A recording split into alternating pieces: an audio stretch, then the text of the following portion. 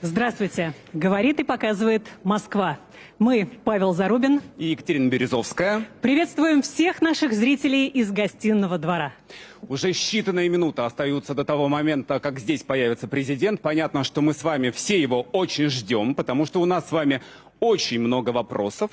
Но мы вот с Екатериной отлично знаем про десятки тысяч вопросов, миллионы вопросов от наших телезрителей, но не очень представляем, какие вопросы интересуют вас, журналистов, ведущих изданий. И сейчас у вас уникальная возможность. Мы вот видим, что вы все снимаете, а вы на секундочку перестаньте снимать и послушайте нас. Коллеги, мы видим, что вы уже все заняли свои места, но действительно время оторваться от телефонов, даже если вы снимаете нас, снимаете своих коллег вокруг, а может быть читаете новости до последнего, как в нашей журналистской братья обычно делают.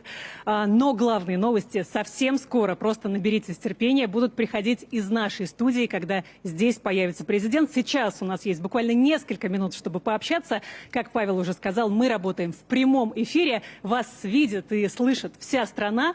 Коллеги, не стесняйтесь, у вас действительно есть уникальная возможность задать именно свой вопрос. Представьте, пожалуйста, какое вы издание представляете. Я смотрела в ваши добрые, красивые глаза и понимала, что вы подойдете ко мне, и это неизбежно, потому что я из Беларуси. Беларусь. Что волнует Беларусь? О чем ваш вопрос?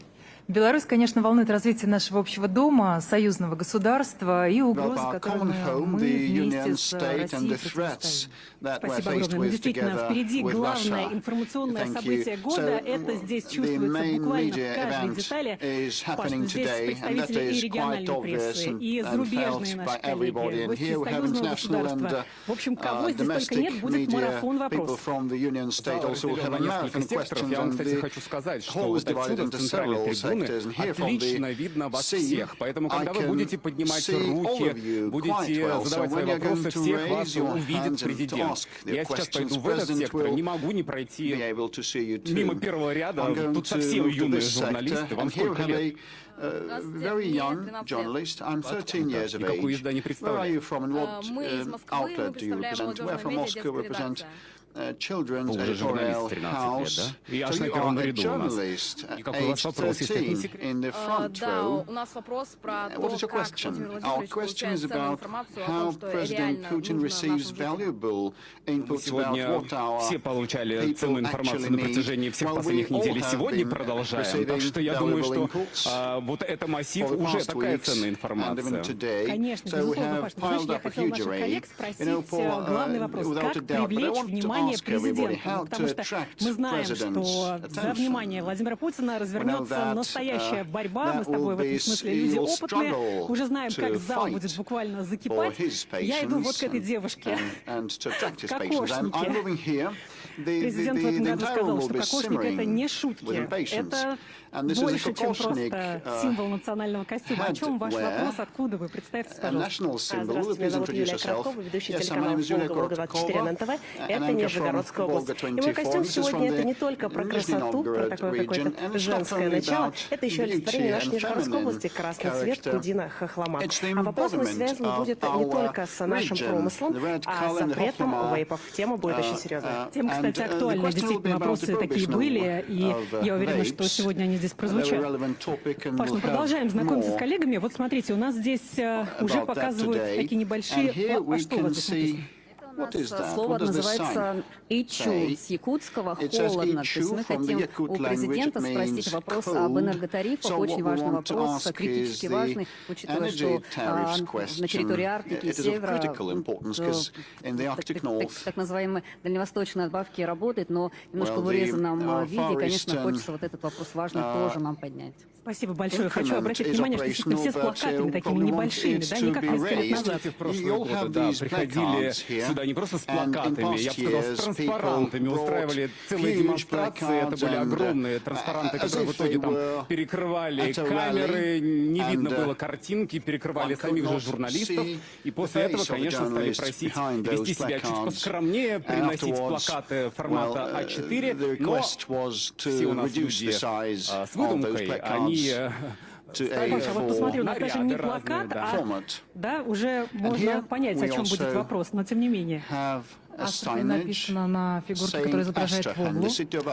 У нас вопрос про развитие международного транспортного коридора Север-Юг и о проблеме обмеления Волги, которая сказывается не только на людях, но и на природе, в частности, на водных ресурсах. Коллеги, вообще хочу обратить внимание, какое огромное количество региональных журналистов здесь находится. Это своего рода проводники в мир каждого региона. Вы здесь, безусловно, не только представители прессы, вы действительно нам подскажете, расскажете, что волнует именно людей в каждом вашем регионе. Вы зря отсюда ушли. Вот я вижу девушка с куклами Лабубу, да, они называются, или Лабубу, как это правильно, я не знаю даже, кто это у вас здесь нарисован и зачем.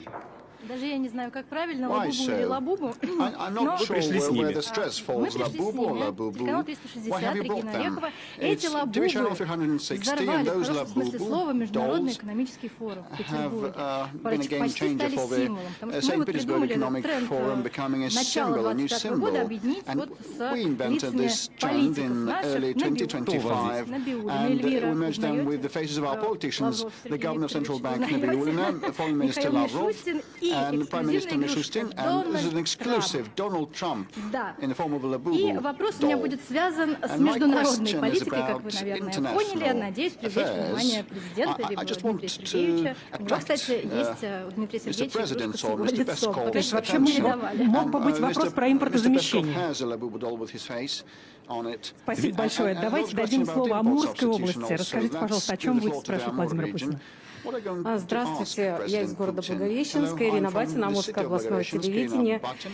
Мы приехали пригласить Владимира Владимировича на уникальное мероприятие международное, которое прямо организовано на льду пограничной реки Амур. То есть Благовещенск — это единственный административный центр, который стоит на границе. И мы, в общем, не вопрос, а приглашение. Приглашение мы уже передали символов, панду и Мишку. Надеемся, что они дойдут до нашего президента. А вопрос наш касается эксперимента по безвизовому переходу россиян в Китай и жителей КНР к нам в Благовещенск будет расширен. Поэтому это удивительное чувство, когда ты стоишь левой ногой в России, а правой ногой в Китае. Поэтому мы приглашаем нашего президента испытать это чувство.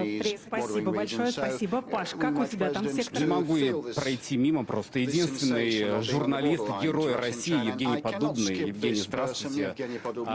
Аплодисменты всего зала вам. У вас всегда много вопросов, я знаю. Сегодня есть? Ну, конечно, есть, но я, можно, не буду все выдавать, скажу просто, что мой вопрос гарантированно волнует сотни тысяч людей в нашей стране и в наших воюющих фронтовых регионах, поэтому старайтесь, поднимайте руку обязательно. Коллеги, мы здесь такую уже виртуальную экскурсию для наших зрителей показали, немножко рассказали о региональных журналистах, о наших корифеях. Вот я хочу дать слово Антону Верницкому. Антон, а что вы делаете? в прямом эфире вас показывают для нашего канала с вами. Вот так вот, то есть двойной работа, двойной прямой эфир, чудесно. Антон, какой раз вы присутствуете на таких больших мероприятиях, как большая пресс-конференция, как это было раньше, сейчас итоги года с Владимиром Путиным? Знаете, я вспоминал тут в 2001 году была первая пресс-конференция, тогда большая для региональных журналистов и журналистов иностранных, и тогда это было действительно в Дикове. Первый раз 2001 год, 22 раза, получается. Да, 22 раза. Это много. Вот сейчас, да, я такой рекордсмен. Вообще, мне сегодня кто сказал, можно с вами поговорить или сфотографироваться, вы были одним из первых, кто на это был. Но на самом деле таких много людей. Саша Гамов из «Комсомольской правды», я знаю, где-то тут сидит тоже. Мы с ним общались на эту же тему. Александр нам машет рукой, Паш, там ближе к тебе. Вот, и, знаете, всякий раз ждем этого, потому что всякий раз что-то новенькое, что-то мы слышим. Я стратегическое место сегодня занял, прям по центру. Да, это точно, это точно. Вот из первых рядов. Надеюсь, что удастся задать вопрос президенту. Событие действительно долгожданное, и буквально считанные минуты уже остаются до начала нашей программы «Итоги года» с Владимиром Путиным. Коллеги, мы подчеркиваем, что мы уже в прямом эфире. Вас видит и слышит вся Россия. Аудитория всегда огромная, интерес зрительский к таким событиям колоссальный. Ну, наверное, десятки миллионов нас смотрят. К нам поступали, конечно, большинство серьезных вопросов, и от вас, конечно, большинство серьезных вопросов, но поступали разные. Я вот себе некоторые выписал.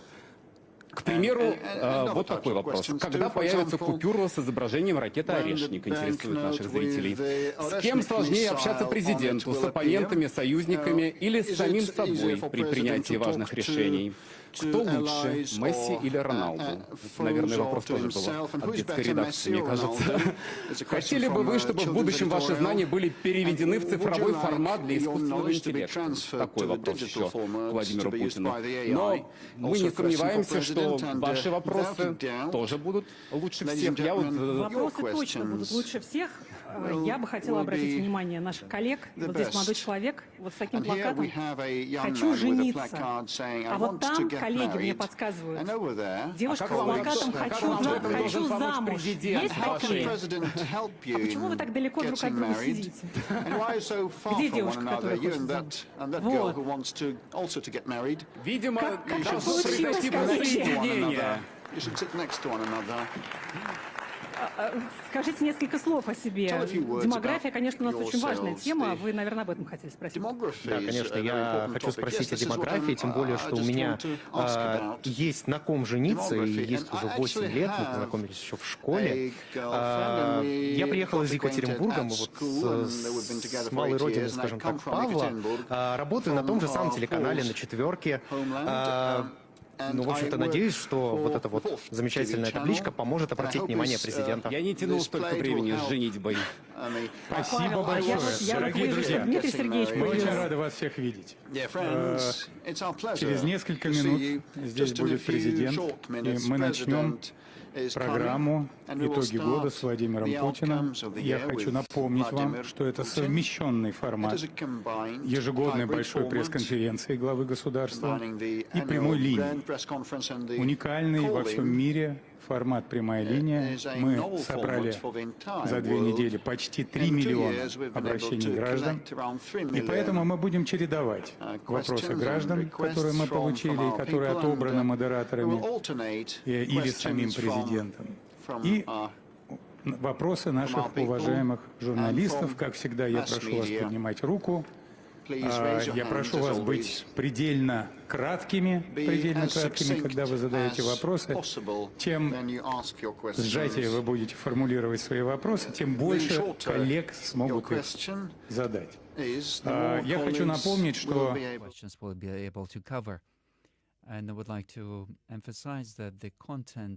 of the press conference and direct line is analyzed, and based on that, some instructions from the presidents will be formed. And this is going to happen this time as well. So, so we will continue working throughout the year in order to make sure that every question from every citizen is analyzed and the assistance is provided where we need. Federal, local powers would be involved. If I can ask you to put your phones on silent so that we're not interrupted. So in a few minutes' time we will have the head of state with us, and let's focus.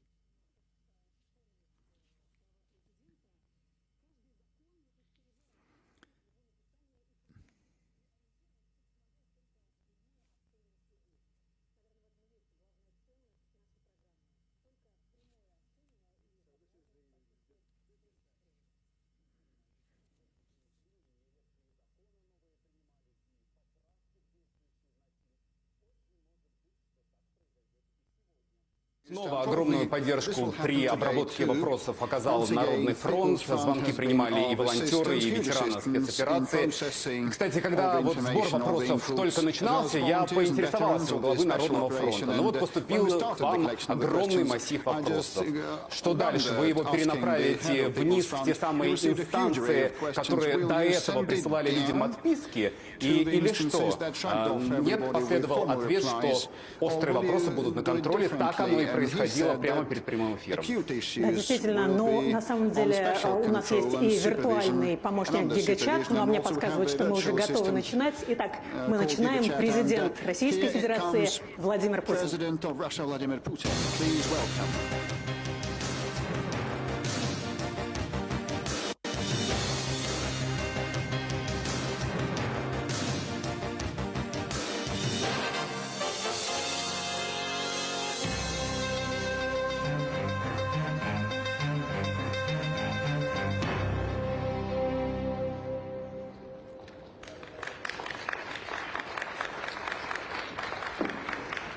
Здравствуйте.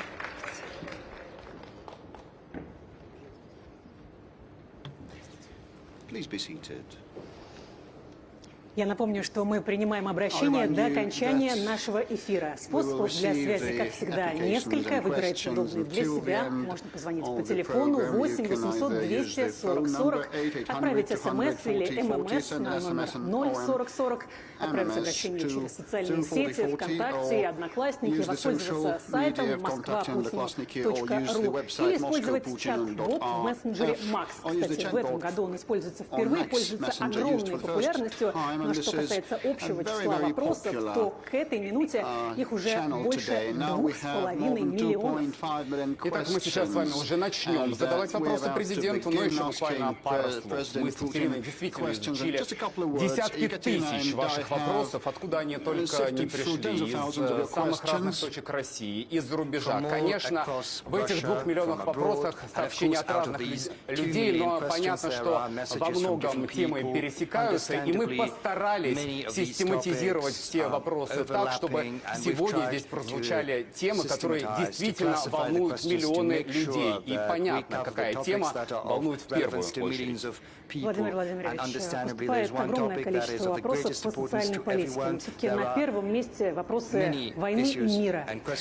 Вы не раз давали понять, что мы готовы к мирным переговорам, но в то же время нас устраивает динамика на фронте. Так все-таки война или мир? Каким путем мы точно достигнем цели СВО? И как дела на переговорном треке, учитывая... We've got also some negotiations going on, and we know statements from Zelensky that he is not prepared to discuss territory issues. At the moment, we don't see their readiness. I would like to remind where it all began. It began with the state coup in 2014, and with lies about the possibility of resolve all of this through peaceful means. And in 2022, when it all came to the brink, and when the Kiev regime began the war in the east of Ukraine, and it's best if you just leave these people alone, to let them choose the way of life in that part of Ukraine. They didn't want to do that then, and as a result of Istanbul negotiations, they have signed, but then they refused to follow up on their agreements, and now they're also refusing to end this conflict through peaceful means. But nevertheless, we know that there are signals, including signals from the Kiev regime, that they are prepared to conduct some sort of a dialogue.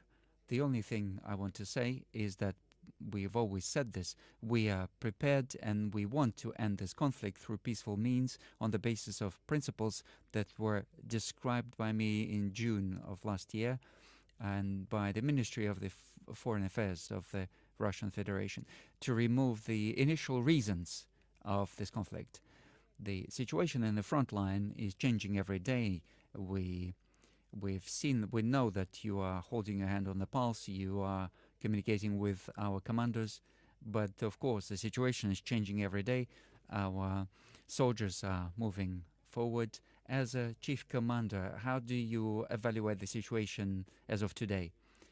Just now we had a new report from the chief of staff, and overall I would like to say that straight after our military kicked out the enemy from Kursk region, the strategic initiative moved to the side of the Russian military. What does that mean? That means that our military moving ahead forward across the whole contact line in all directions. And in all directions the enemy is retreating. So that's the most important thing. We began with this when we talked about the fact that we offered Ukrainian regime to remove their military from the eastern republics, and that didn't want to live under the nationalists. Kiev regime at that time, by then they had a 10-year history of creating reinforcements in Slavyansk, Kramatorsk and Konstantinovka. So this was the most reinforced area. So quite recently,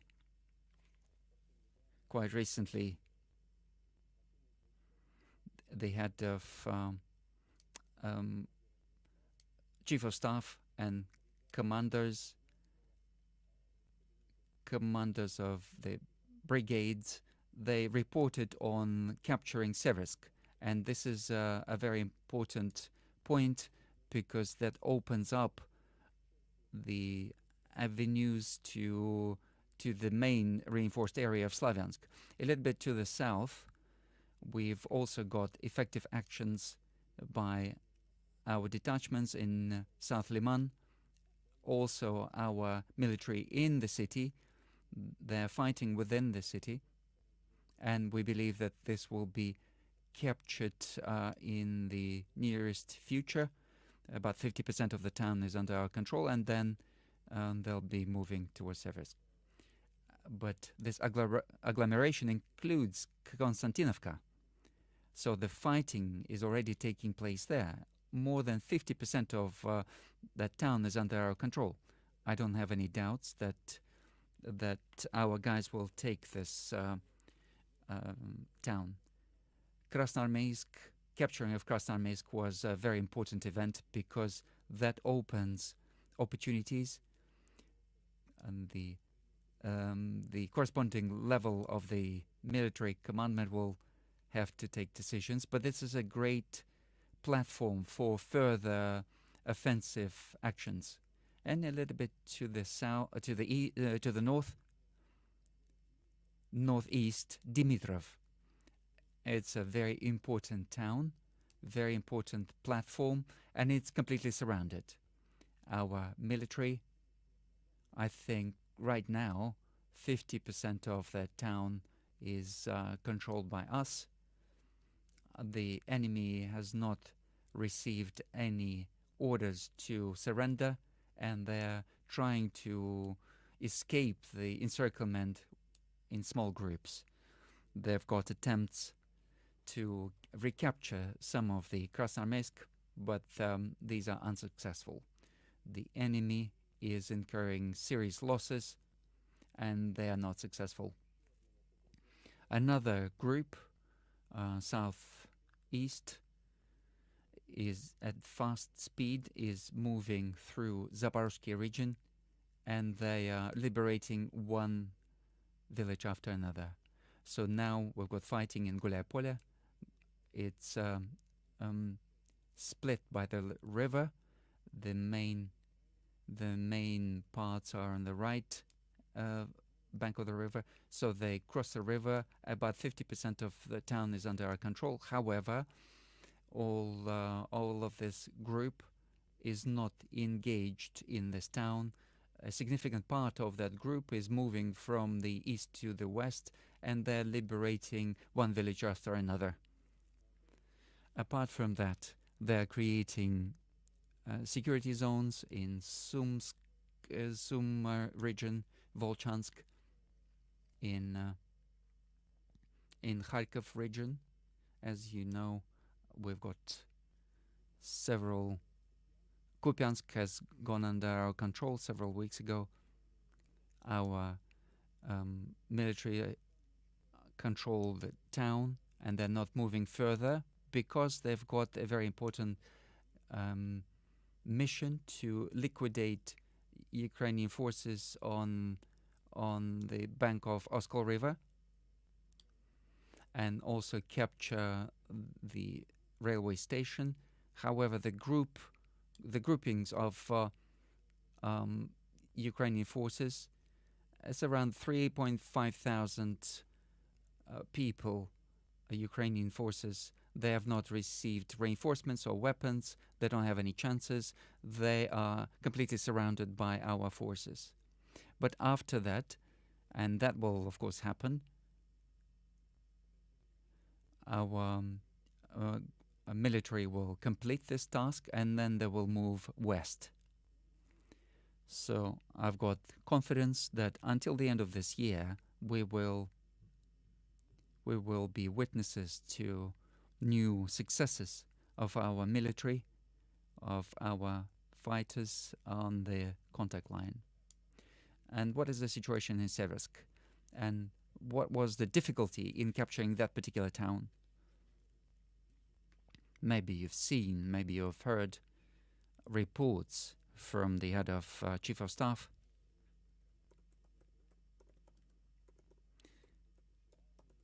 and commanders of the army and commanders of the brigades that were involved. And I asked him at the time, how are you evaluating the situation, the current situation in Seversk? Are we securely controlling the town? He said, Mr. President, we have moved 1.52 kilometers to the west already, and that move is continuing. Maybe you remember the part of our work that is related to the reports on capturing Seversk.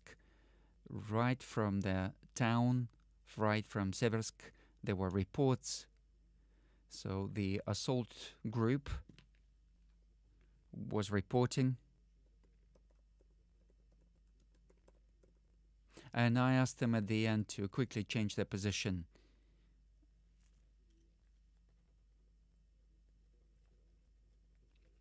And literally yesterday,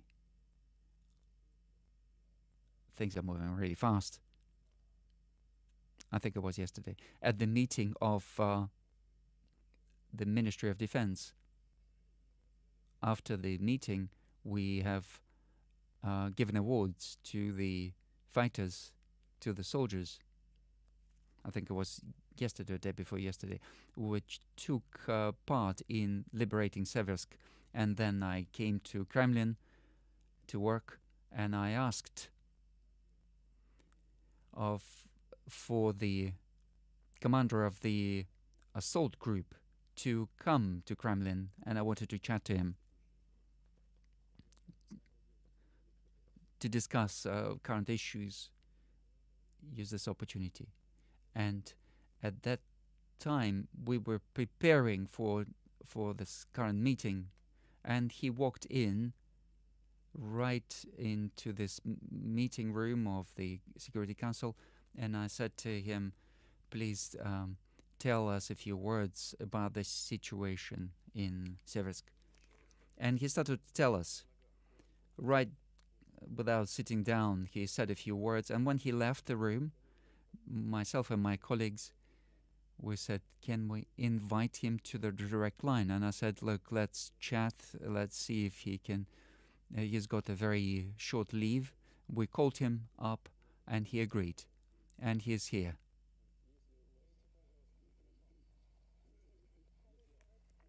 Let's applaud him. Naram, please take a seat. Please take a seat. Am I reporting it correctly? Yes. If you've got any questions relating to what's going on in Seversk right now and how the military operation is being conducted there, you can just ask him directly. Dear colleagues, let's welcome our hero of Russia.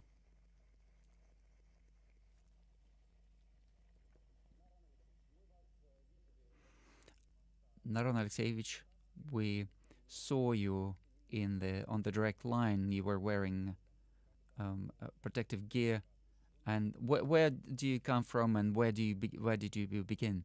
I'm from Kalmykia, and I began my path from Solidar,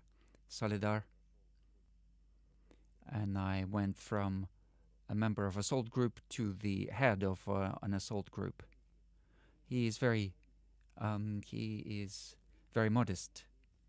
So now he is a hero of the Russian Federation, and he's got over 80 people under his command right now. Naron Alexeyevich, I think journalists have seen that direct link with President Putin, and we had interrupted connections. Now that we have this opportunity to talk to you directly, please tell us about the details of that brilliant operation of liberation of Seversk. We wanted to hear that, please. How did you liberate the town? What happened? How were your soldiers behaving?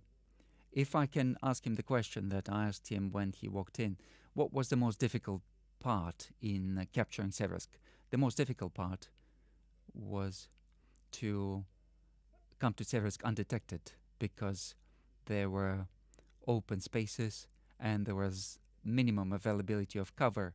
We decided to move in small groups, in stealth, and we have accumulated just under the nose of our enemy, and we were waiting for the command to start the assault.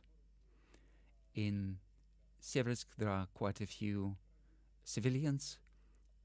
What is the attitude of the military, Ukrainian military, to the civilians? Civilians were under a constant... They lived in fear. Yes, they lived under pressure of the enemy.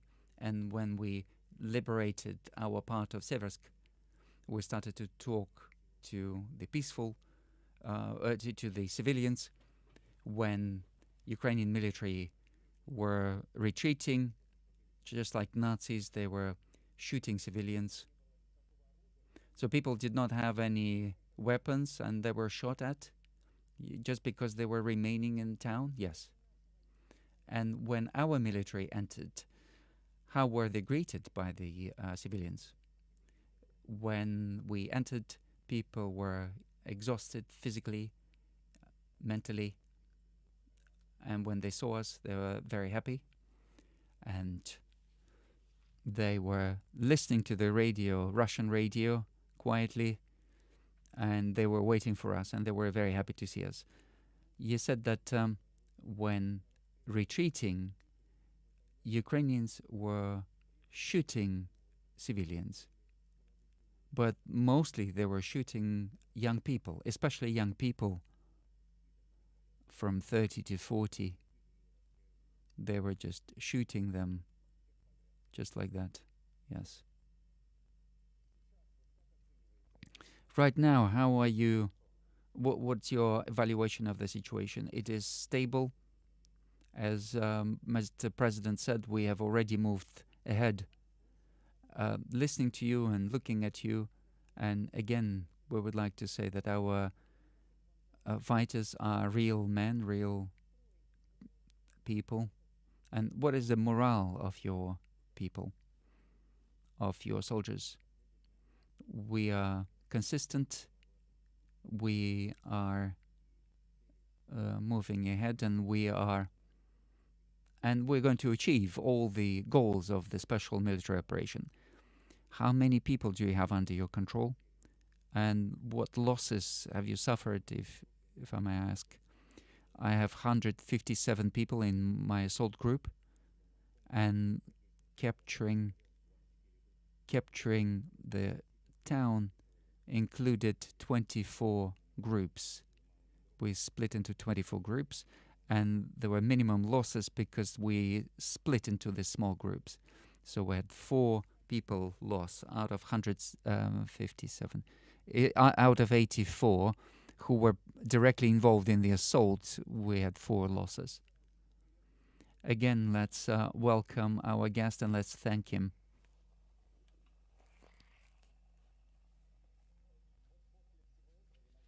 After all of this, I would like to ask you, about a week ago, Zelensky allegedly filmed a video near Kupiansk town sign, but many people doubted if this was an original video.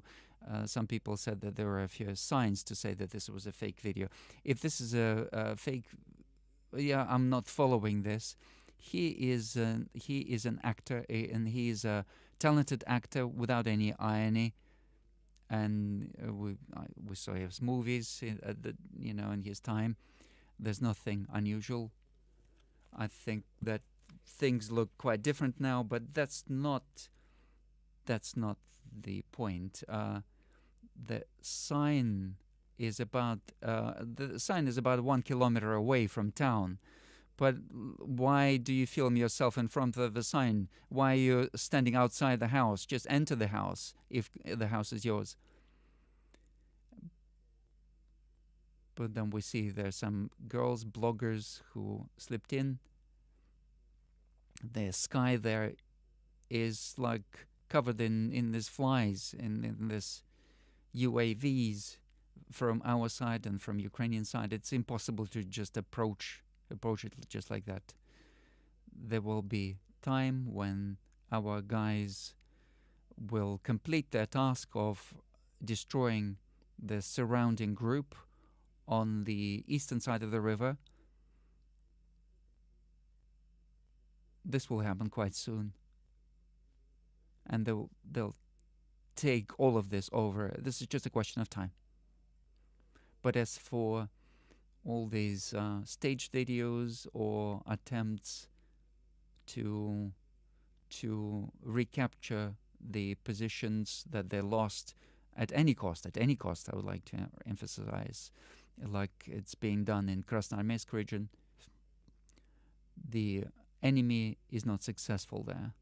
The problem for them is that as a result of active and effective actions of our military, it looks like the enemy suffered serious losses in strategic reserves. And this is a very significant element which I hope will force Kiev regime to resolve all unresolved issues and to finish this conflict through peaceful means. I think they have not got any reserves anymore.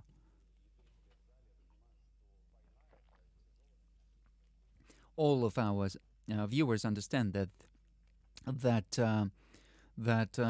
war is a great burden on the economy, and as you call them, little pigs, European little pigs, continuing to try to support. And can we even think about growth of the economy? Are we growing in certain areas? And if we are, then what areas? As usual for these direct lines, I've brought this data with me, open source data. What happened in our economy over the last year? Our GDP growth was 1%. However, if you take the 3 years, and that's also a correct estimation, the overall growth is 9.7%. In Europe, it was 3.1% growth. As for 1% growth this year, the pace of growth. These are conscious actions of the government of the Russian Federation and the central bank. And that's to do with targeting inflation. We need to point out that overall, that objective is being resolved, is being achieved, because we had an objective to reduce inflation to 6%, and it looks like by the end of the year, it's going to be less than 6%, 5.7, 5.8%. The slowing down of the economic growth is a conscious step. It's the payment for preserving the quality of the economy and macroeconomic figures. What's happening with industrial production also grew by 1%. By processing industry, 3.1%. Agricultural production grew by 3.3%. An important question, housing construction, 1 million square meters. Last year we had 107, and today, this year, is going to be 305 million square meters. We are managing to keep a good pace of increasing real wages, and they're not as high as last year. Nevertheless, in my opinion, these are good figures. Real salary with accounting for inflation is going to be 4.5%. However, we have to say that over the same period, in terms of productivity, is going to be 1.1%. So that ratio is something that we need to aim to increase in terms of productivity. Unemployment last year, we said it was historic low, 2.5%. This year, it went even lower, 2.2%. Overall, these are good figures. So foreign reserves of the central bank also growing.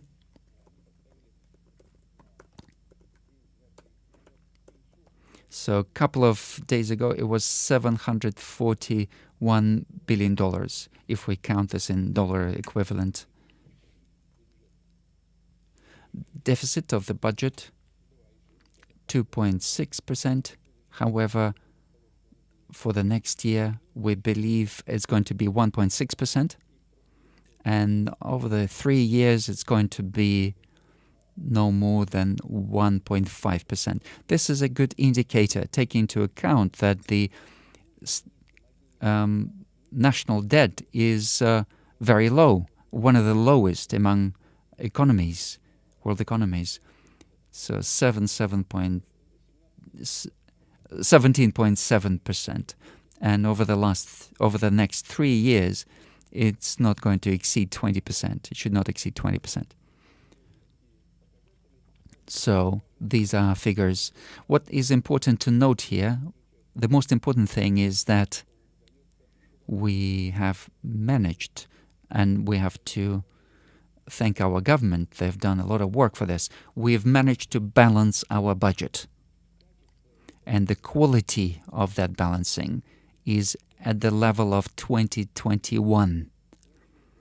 And this is an important indicator of stability of the economy and the financial system of the country. That means that we will be able to resolve or achieve all the objectives that we put in terms of the social obligations to our people, economic development, technological development, and also we'll be able to ensure to satisfy the demand of the military. All of this together indicates the stability of the economy and the financial system, which is completely under control of the government and the central bank. Please, if you can ask your questions. So we've got joint format. We've got a press conference and also direct line. So let's start with the questions from the journalists. So let's start with the central, with Siberia. I see Siberia. Let's start there.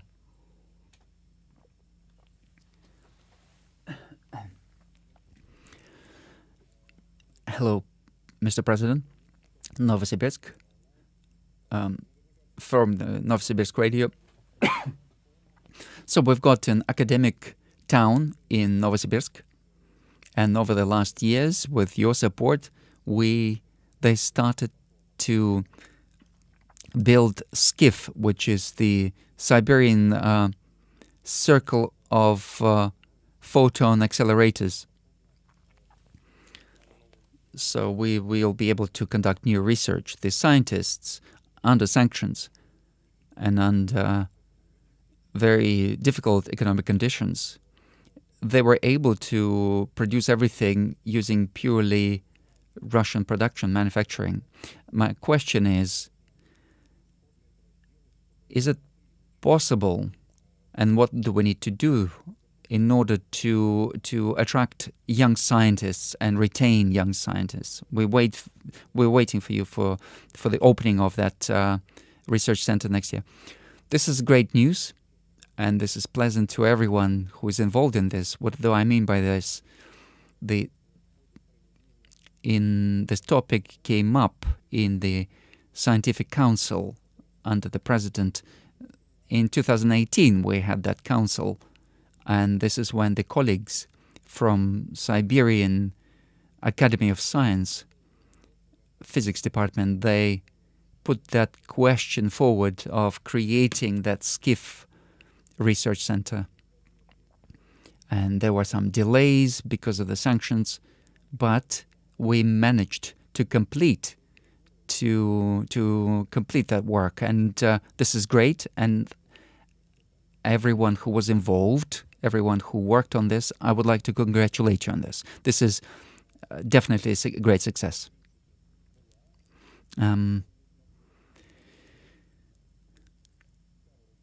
So we had that research center in Moscow, but it's of an old generation. Lots of things need to be changed, and we're planning to do that.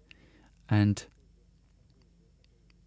we'll be creating similar system in Vladivostok and also in other towns, other cities. As for the SCIF Research Center, this is really a great success because it gives you the opportunity to conduct research, not just of fundamental nature, but also of technological nature.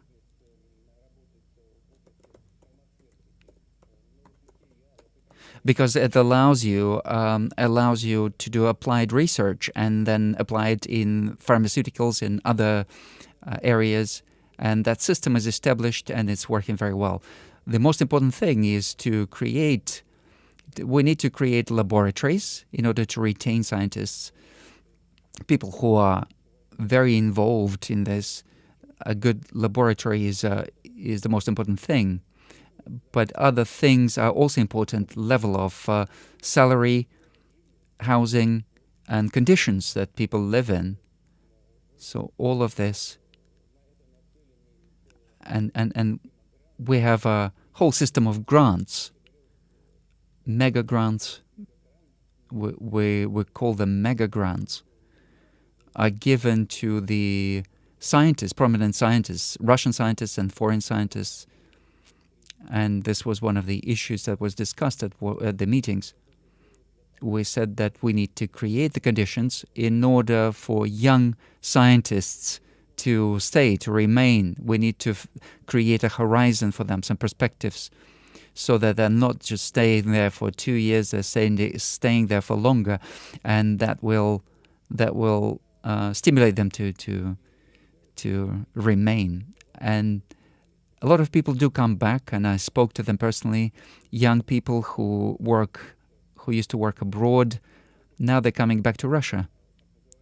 And our so-called Western colleagues are helping us very actively. We asked them, why do you come back? They said one of the main reasons is that we are worried about our children.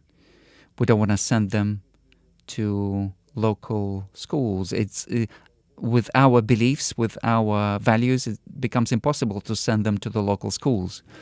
So people value this, and together with many other things, people make that decision. They want to come back to Russia. And there are many more people that make that decision. And we will, of course, work on all these other areas, of course. Thank you very much for your question.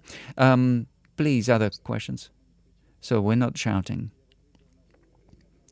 So I've got one of the patriarchs of please, if we can pass the floor to Alexander. Alexander, if you have a question? Yes, of course, we have a question. Thank you very much. Alexander Gamov from Komsomolska Pravda. This year, Komsomolska Pravda is celebrating 100 years. You have awarded us with the Order of Respect, and we'd like to thank you for this. I'd like to remind you that the first direct line was done at our newspaper on the 9th of February 2000. And my question is, in the spirit of Komsomolska Pravda, I wanted to know what is the state of development of the program Time of Heroes that was initiated by yourself. Are you keeping an eye?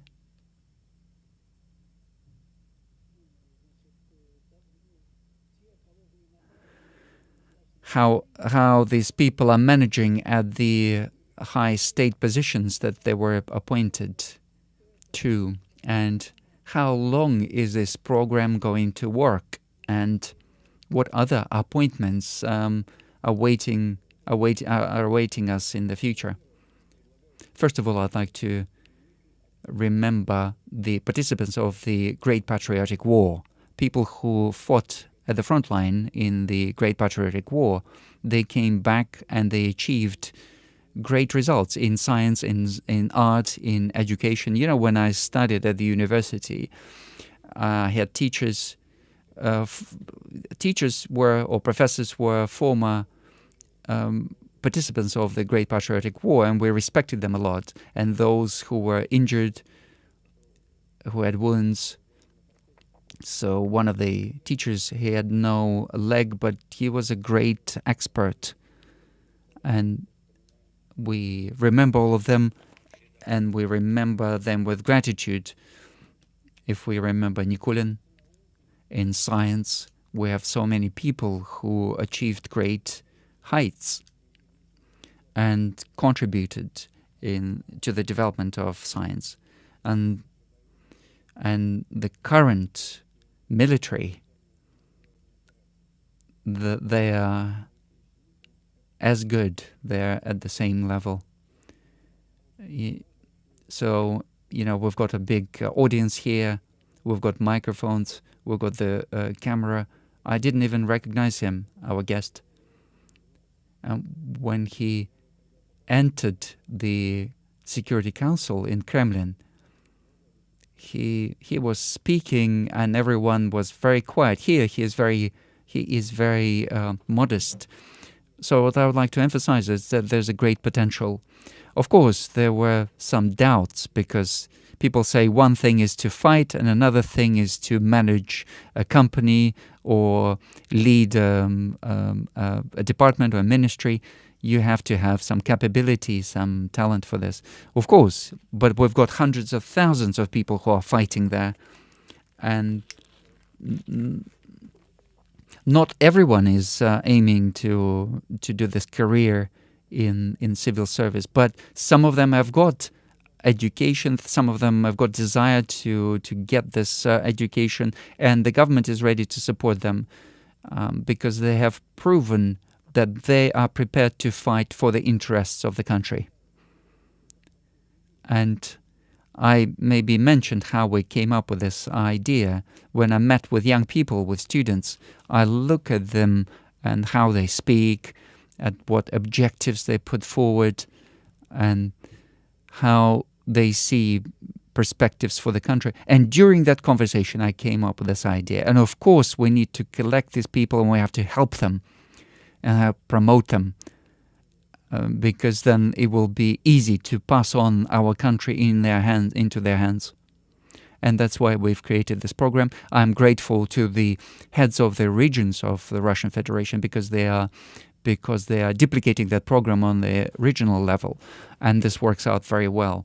And so, of course, we follow the guys who came through the first wave, the second wave. Some of them became governors. They've entered ministries. They work in large companies. Some of them work in the administration of the president of the Russian Federation.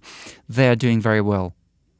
Of course, they've got some difficulties somewhere, challenges, maybe in some places.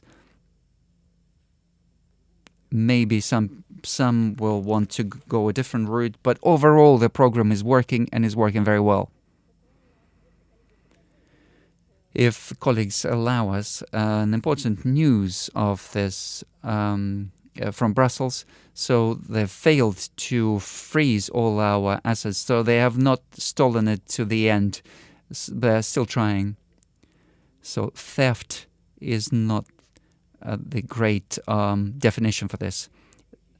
Theft is a secret theft of the assets. Here it's done in the open, so it's burglary. Why are they not managing to perpetrate this burglary? Because the consequences are very serious for the burglars. So one of the ideas is to give a loan with the security, using our assets as security. What is the loan? That has got consequences for the budget of each country. That is increasing the debt of the country. So if someone is giving a loan, even if it's secured by our assets, then it still needs to be registered in the budget of the country. So in France, the state debt is 120%. Our debt, national debt, is 70%. So if you introduce this additional burden in your budget, that would be very difficult. And all of that,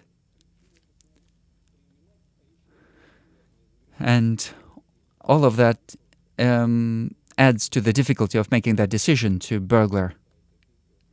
But then it's got serious consequences, and it does not just influence the image, affect the image. It also undermines the trust, because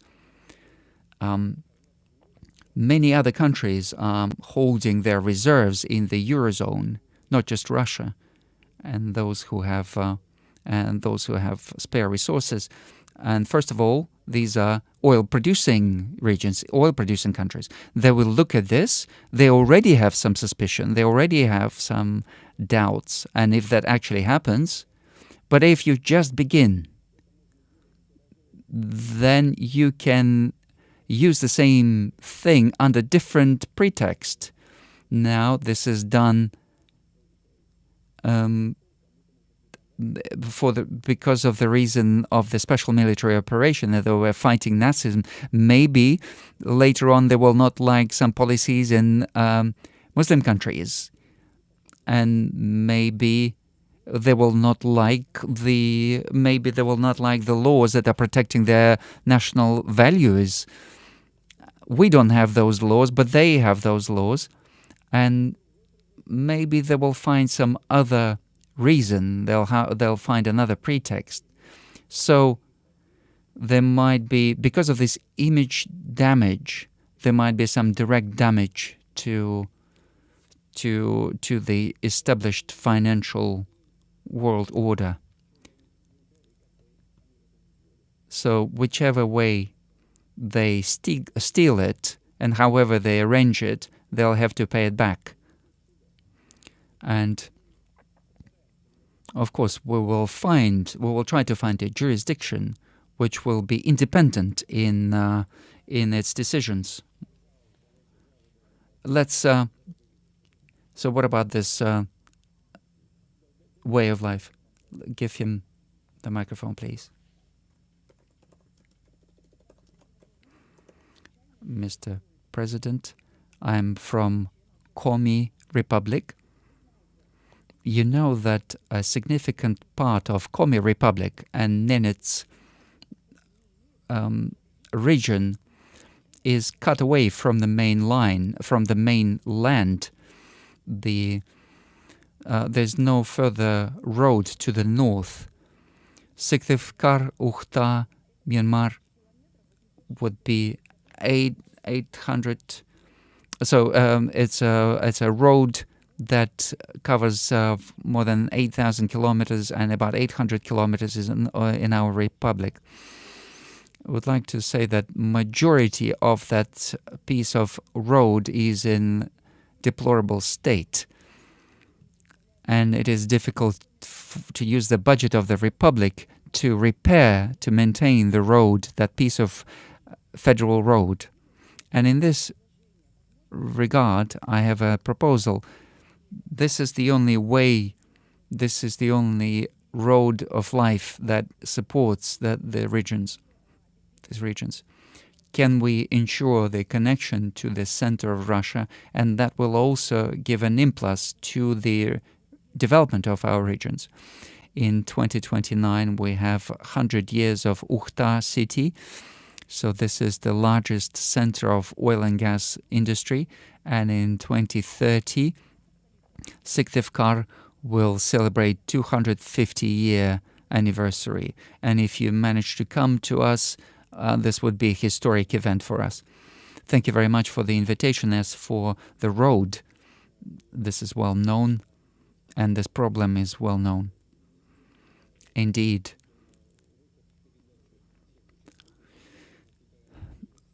we have to pass on all of these segments of the road to the federal level, and we have to achieve certain standards on our federal roads. This objective is, in practice, achieved for the federal roads, and now we are implementing it on the regional levels. But there are a few major questions. So safety on the road, and also supply of the northern regions. So I can't promise that we'll start building tomorrow. We have to calculate the costs, and we have to look at secondary roads as well in the system. But we will speak about this in the government, and we will definitely react to this. We will definitely take some steps. So we'll have to, because we've got a joint format, we've got quite a bit of interest from our journalist, Channel 1 in row 3, our military correspondent. I am from Channel 1, military correspondent. I've got 3 questions. First question from our soldiers on the front line, from our drone operators. They are grateful for the number of the attack drones that they're being supplied there. But we do not have sufficient large hexacopters, large transportation drones in order to move provision and military equipment and ammunition to the front line. So we are short of them. And the second question, also from the drone operators, we sat in the trenches with one of the guys, and he said that I'm going to go home. And I said, are you going to miss the front line? He said, yes. He said he's going to miss directing the drones. So we've got a large number of operators of the drones, and they wanted to also continue to use that in the civil unmanned aviation. Do you think their experience will be useful in civilian life? And my personal question, from the first day we've been working with the group of veterans, Avdiivka, Dzержinsk, Sudzha. They've got some underground operations that they've achieved, but that brigade is also referred to as volunteer group. If I can ask you to attribute a different name to this to this group, give them the honorable name of guards. Yes, of course, their work is highly valued. They're heroic people. But this is not just risking their lives, going into a pipe. They have very thoroughly, responsibly prepared each of their operations. So they have conducted great preparation work, approaches, exit, entry, supplies. So this was done at the highest professional level, and they're of course heroes. That's obvious. And of course, this brigade deserves highest evaluation, and of course they deserve that name, guards. They'll be awarded that name. That's number one. As for what you began with, in terms of UAVs, yes, this is well known that we are short of heavy drones, and Ministry of Defense and industry are working on this, and this will be resolved. I would like to point out the personal role of the Minister of Defense. He's been dealing with this personally, and the situation has changed dramatically. And this is also noted by our soldiers on the front line.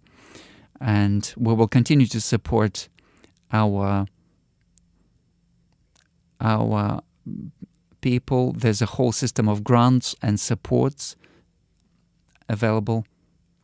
I would like to thank our people, our citizens, our entrepreneurs. In addition to everything, people managed to gather 83 billion rubles. They spent this money on different purposes, but among them was buying drones, and we have become leaders in here. Of course, yes, we're short of large Baba Yaga type drones, but overall we have the dominance on all front sections. Maybe there's some shortage of some specific things here and there, but overall we have dominance. But as for the civilian life, the leadership in civilian life, the leadership can be confirmed only if what you have to use, what you're forced to use in the military life, can be then applied in the civilian life.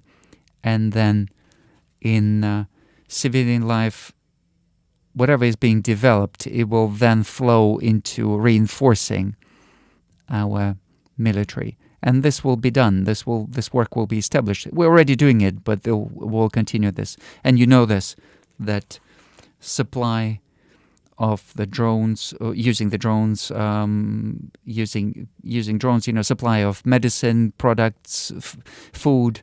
And we're not just talking about small UAVs or super large UAVs. We're talking about that industry as such. In the sea, on land, and we are developing that, and we will continue to develop it in the future. As for the guys who fought and who want to continue to fight, I would like to share with you that this is a special situation. We continue to form our military to supply personnel, and we have a stable supply of people, and we've got real men who come voluntarily, who sign contracts to serve in the military, voluntarily go to protect the interests of the country and interests of the people. So we talked about how Ukrainian military treat civilians. He said when we looked at what they did to the civilians, we wanted to punish them. When they saw what they do to the civilians, and they shoot old ladies using drones and so on. And he told me everything. He's shy to talk about this in the big audience here.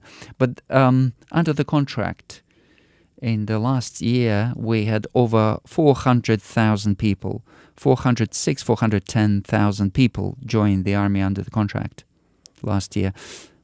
But the number of people who want to serve in the newly created type of the military, which is the unmanned aviation. The number of people who want to serve there is such that the Ministry of Defense has to create a competition. And there are some young people, students of universities, who are taking academic leave from the university in order to sign a contract to go to the front line. And first of all, we talk about them participating as drone operators.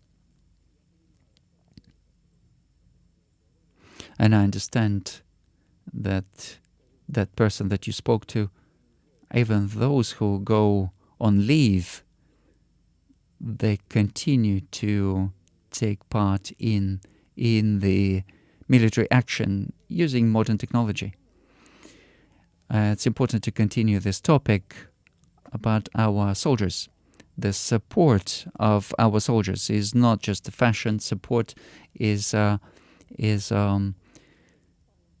duty to our state. And we see that the number of people who send questions, people who were in the front lines, and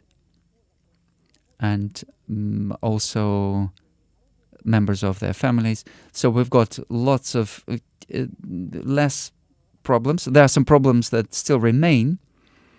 They've got some delays in terms of payments for those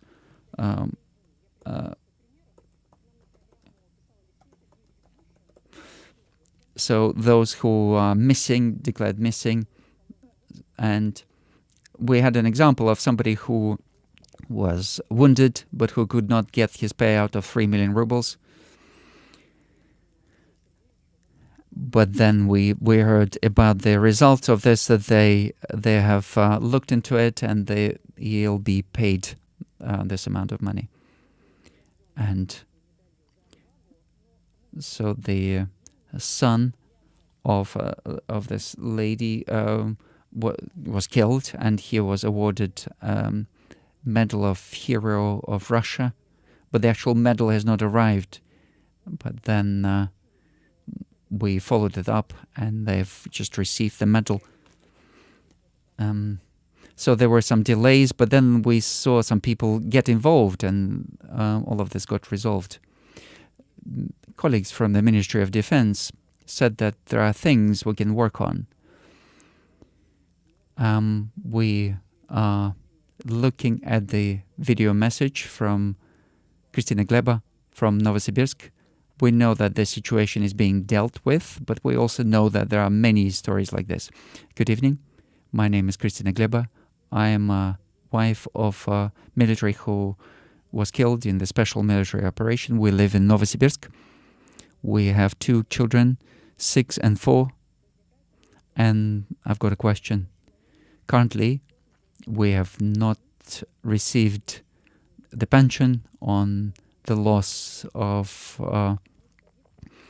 my husband. He died in January 2024. I received certificate of death in December 2024, and now we've got the end of 2025. We still have not received the pension. Question is, can we speed up my application and my type of applications and get the certificate for a family of a military who lost his life? First of all, I would like to apologize to you for the slow acting of the services that were supposed to resolve this kind of issues. I apologize. But in your case, this will be done. This will be done quickly. But of course, the problem does exist. And quite recently, I met with the fund of the defenders of the motherland. And the head of the fund is the deputy of the Minister of Defense. And she told me that to this date, they're not managing to establish the interaction between the Ministry of Defense and the social bloc of the government. And there's excessive bureaucracy. Paperwork is being lost, and paperwork is being sent from one department to another. There is some delays in taking decisions, but nevertheless, we will, of course, work on this. We will continue working on this, and I will personally take this under my control. What needs to be done is clear. What needs to be improved is the speed of action and coordination, and especially in cases like yours, where we have 2 children. There's, of course, a different problem that's been discussed, and it's the problem of is obvious from the questions that are being sent through different channels. We have a large volume of these questions. I've looked through that. So, search for the missing persons. This is a big issue. I would need to say that in the case of Sergei, and I hope that the issue that she has will be resolved very quickly. But in terms of missing persons, that's especially important. And I want to say that Ministry of Defense did take some steps that are changing the situation for the better. They have created a coordinating center devoted to the search for the missing fighters. Then they have also created departments in the groupings and also locally. They have created a register. And if we look at the beginning of the year and compare it to the current moment, we see that the number of persons who were still missing has dropped by 50%. So compared to the beginning of the year, the change is threefold. So this work will need to continue and will need to be perfected in order so that the losses are minimum and so that they are brought to zero. Mr. President, the topic of missing persons is very current, and I know that there are some relatives of our journalists here who took part in the special military operations, and they have some first-hand experience of this. And if you are a journalist and if you collect this information, please bring this information forward so that we could resolve this. Yes, these instructions have been given, and also would like to say that the Ministry of Defense is working on this directly. There are a few questions, Mr. President. Row 3 in that sector, Mir, TV company Mir, a lady in red. Thank you, Dmitry Sergeyevich. Dear Mr. President, dear colleagues, the problem of telephone fraudsters is very current. Have the measures had any effect? And do you have any figures in terms of number of crimes reducing? Yes, there's problems. The measures did have an effect. However, we still need to do a lot, and a lot can be done. The number of crimes of this type has reduced by 7%, according to the reports of the Internal Ministry of Internal Affairs, and the overall losses decreased by 30%. But I would like to address the citizens of the country. Fraud has not disappeared, and as the opportunities to use some technical means increases, fraudsters will continue to perfect their own methods, and they will continue to make efforts to defraud people. So whoever it is on the phone, whichever voice they're using, take into account current capabilities. As soon as they start talking about property or money, just put the phone down.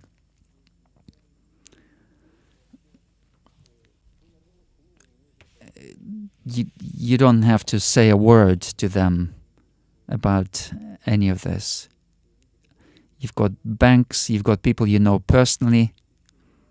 When you visit the bank, then resolve all the issues there. Please do not discuss anything with anyone related to money or property on the phone. Again, we'll continue with the questions from the audience. So we've got this children's editorial. Mr. President, my name is Maxim Zakharov. I am from children's media, Детская редакция. Recently you said that sometimes you drive incognito around Moscow. Also, when you speak at the meetings right now, you've got a lot of information. My question is, how do you get this valuable information about what is needed by people in real life? Well, no, I didn't say that I drive on my own incognito around Moscow. That also happens, but very rarely. Sometimes I say, yes, just I drive around without any, without being accompanied by the road police. And these are useful trips, and it's useful to see outside of the window and not just the road that I use from Moscow to my residence. It's also useful to drive to different regions of Moscow. It's good to see what's happening there. But as for up-to-date information about what's happening in the country, the best picture is being presented by this current event or such events. 2.5 million people sent their questions through the direct line.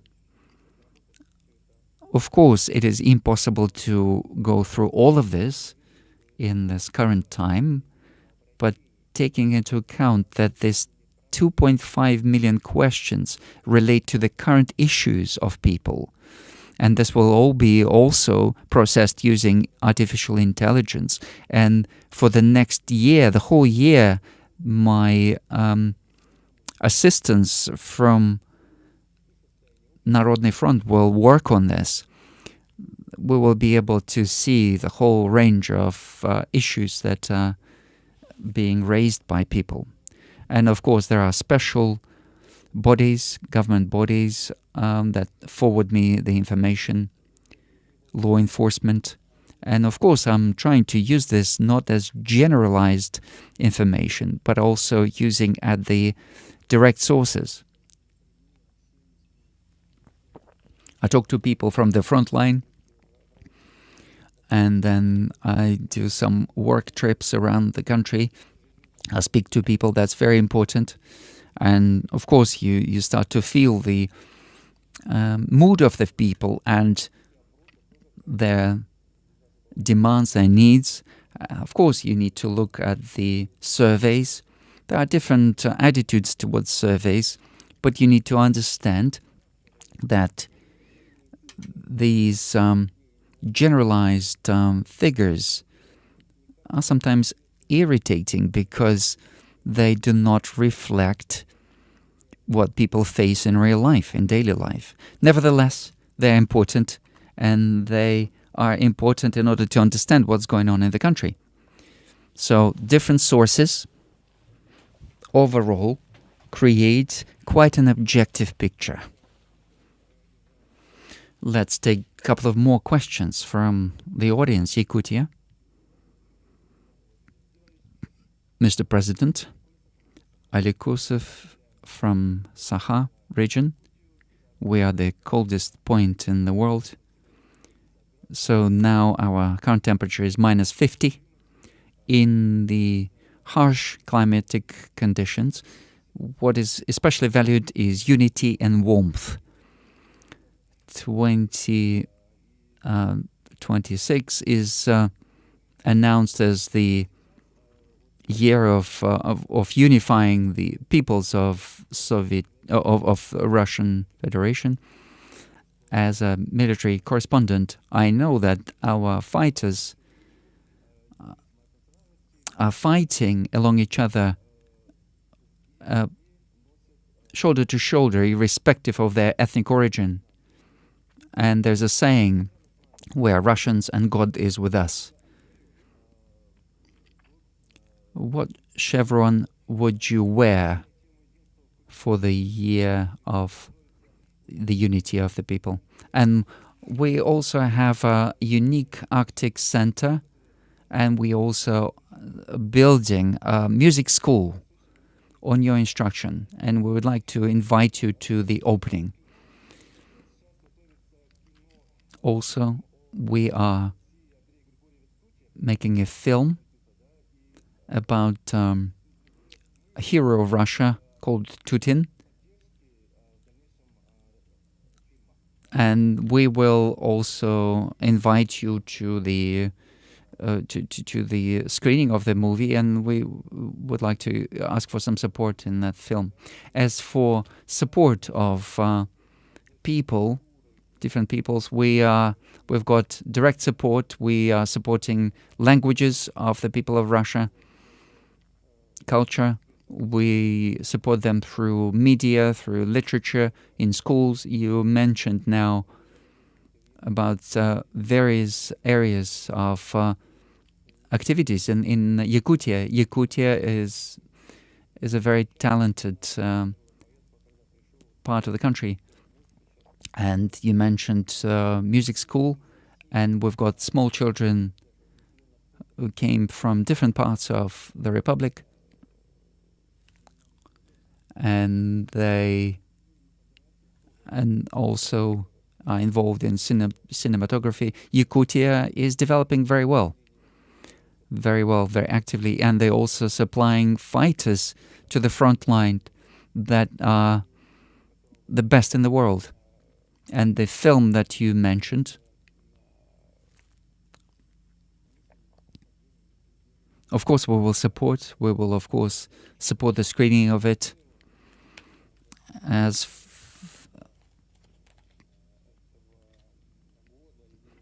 for this year of unification of peoples of Russia, I think this is the right thing, especially in the context of special military operation, because when the country faces such challenges, it comes together. And you said it precisely, and that's true.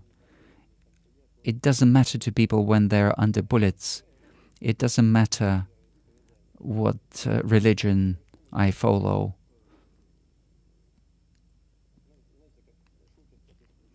They say that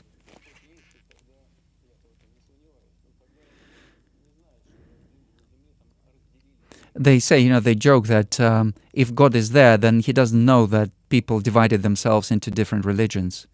So we've got common values of the peoples of Russian Federation. And in the context of special military operation, that becomes especially important.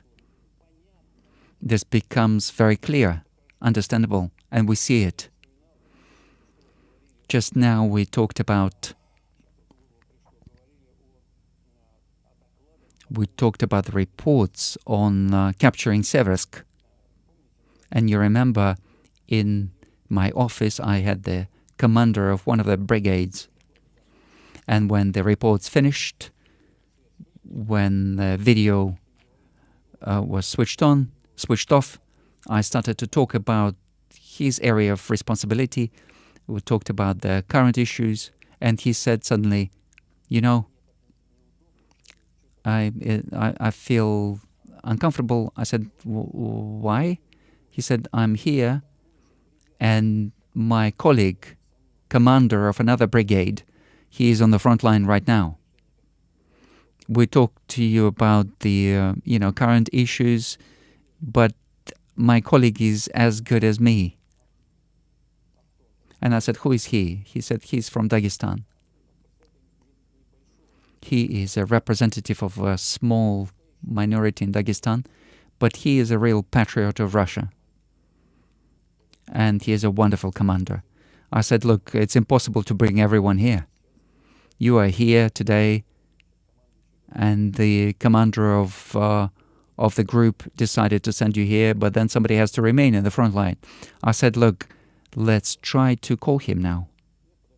And I took the phone line, and through the military connection, we found that other commander of the brigade right in his command point.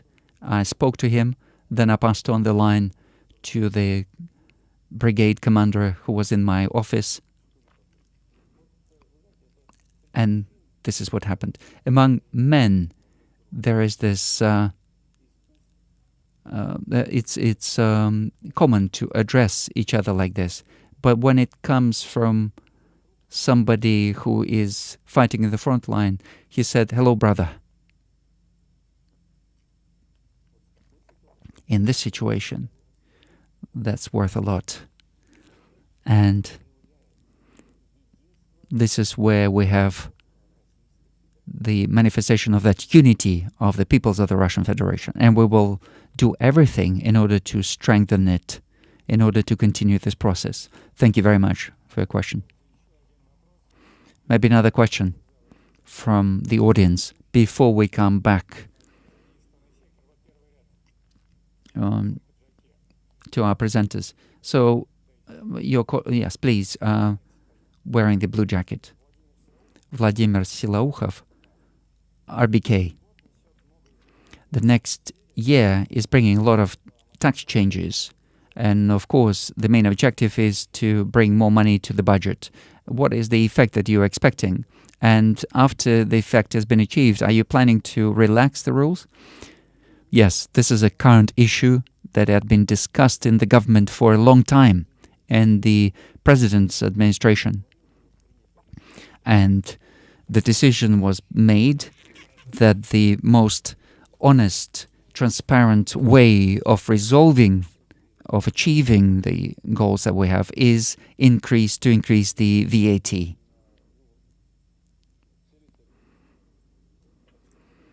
The objectives are simple.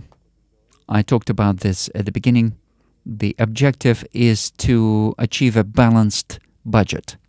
And overall, this has been achieved, and among other things, due to that decision. Of course, within that, there is a number of issues, and the government has to work on this. And we talked about this for a while. We said that as soon as the tax is increased, there is a temptation to avoid paying the tax. this objective was in the past. We had that objective in the past, and now we have that objective currently. We have to get rid of that shadow economy. We have to prevent people moving in the gray area in order to avoid paying tax. That's the main objective. So that when tax is increased, it's not just on paper, so that it results in actual income increase in the budget. I understand your question. Is it going to be permanent? Of course not. The ultimate objective is to reduce the tax burden in the future. And the government is acting on the basis that this will be the ultimate goal.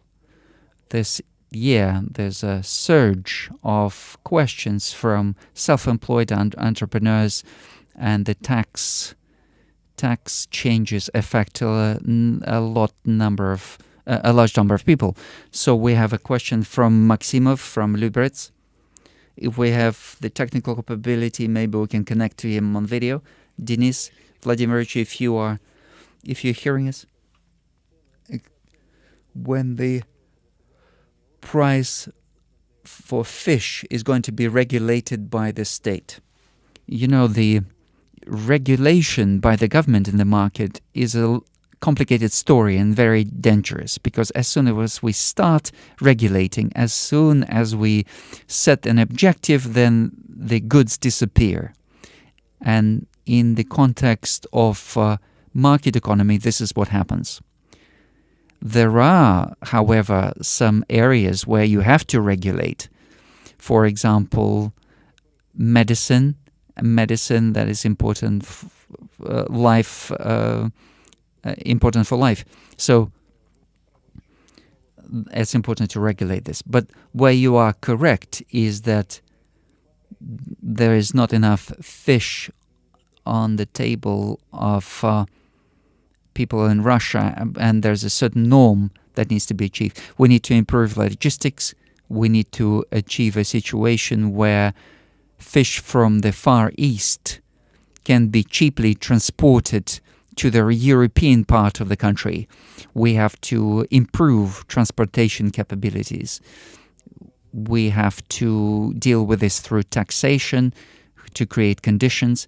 We have to continue building fishing vessels, and there's a large number of issues that would result in the situation that we want. If you can hear us, please continue with your question. Good afternoon, Mr. President. My name is Maximov Denis from Liberty region. We have a small bakery, family business, and over the last 8 years, we've been using a very convenient tax system. Starting from the new year, we will have to pay VAT, and we will have to pay additional tax. We'll have to hire an accountant, and it will be very difficult for us to do. And we understand that the country is in a difficult situation. We have to increase the budget income, but I think it would be much easier if you increase the cost of the license that we're buying rather than increasing the tax burden. Now we see that we're losing optimism, and lots of our colleagues will close down. So how do you see this in this conditions of the sharp changes in taxation? Is this your bakery? This is named after your daughter. Named after my elder daughter. Is it tasty what you are baking? Yes, I'm hoping it is. So, on the essence of your question, what this relates to is that at the time we took some decisions to support small business and provide some benefits to the small business. And what happened over the last year, especially that relates to the retail business and self-employed. There are some processes that we're witnessing where these forms of business is being used for gray import. This is where the problem began. But this does not mean that some problems have to be created for the manufacturing business. And I will, of course, bring the attention of the government to this and of the relevant bodies to this. As for the accounting, I think that I don't think you have to incur additional costs to hire an accountant. Large financial bodies are providing different services, banking services and accounting services. And maybe you can ask even Sber, and they can organize this for you without incurring much of additional cost. However, where you are correct is that manufacturing business, when it goes into the new taxation system, should not suffer under any conditions. And we will put this forward to the government. But in any case, I wish you great success and success to your business and to your daughter, whose name you chose for the name of your business. I hope you can send us some of your products, some of your bakery. And from my side, I will work with the government in return. I will work with the government in order to support businesses like yours. This is an important news from the central bank. The central bank reduced the base interest rate to 16%. You know, the central bank is, of course, under constant pressure. And we've got a lot of issues which are contentious, like, for example, the base rate. And we see inflation rate going below 6%, 5.7, 5.8, 5.6 possibly. But the key rate is maintained at 16%. And we were expecting the reduction in the base rate, maybe by 1%. According to the law, the Bank of Russia is working independently, and I'm trying not to intervene in their decision. And I'm trying to prevent any external influence on them. And overall, the Bank of Russia is managing and is doing their work responsibly. At the end of last year, at the beginning of this year, we spoke to the chairman of the central bank and with the head of the financial bloc of the government. We said that we have to take measures in order to curb inflation. We need to take all the steps in order to ensure that the macroeconomy of Russia is stable, is that it's got a very firm base, and that difference between the real inflation and the base rate is one of the lines that is subject to criticism. What is the problem? There are some issues, but one of the problems is, I mentioned that before, and if I didn't, then I mention it now. One of the current issues is the reduction of the investment activity. Over the first 3 quarters of this year, it dropped by 3%, but the bank is recording a continued serious activity in the credit area. So the volume of loans that is being issued remains the same, or at least not reducing. So we have to act very carefully here in order to avoid surge in inflation, so that we do not have to take steps to reverse this. So the fluctuations here is the most dangerous thing. So the Bank of Russia is aiming to ensure stability in this area. And this is very important, and we have to agree with this. I don't know whether 0.5% reduction is enough for this, but we've got lots of good experts, and people will conduct their assessments and the reaction from the sector of economy. I'm guessing what reaction is going to follow, but I hope that this will be constructive. The official data of inflation, relating to inflation, is one thing, but then the perceived inflation is something different. And we see things becoming more expensive in shops. So it's like the average temperature in a hospital, the inflation rate. So people say that the prices grow. Maxim is saying, why is everything so expensive? And the price of chicken has grown twofold. And another example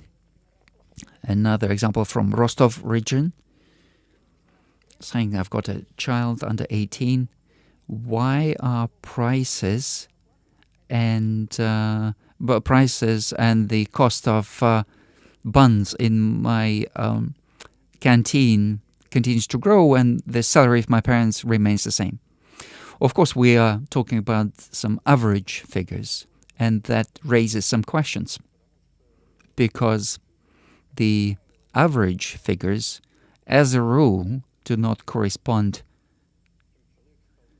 to what a person faces in their real life.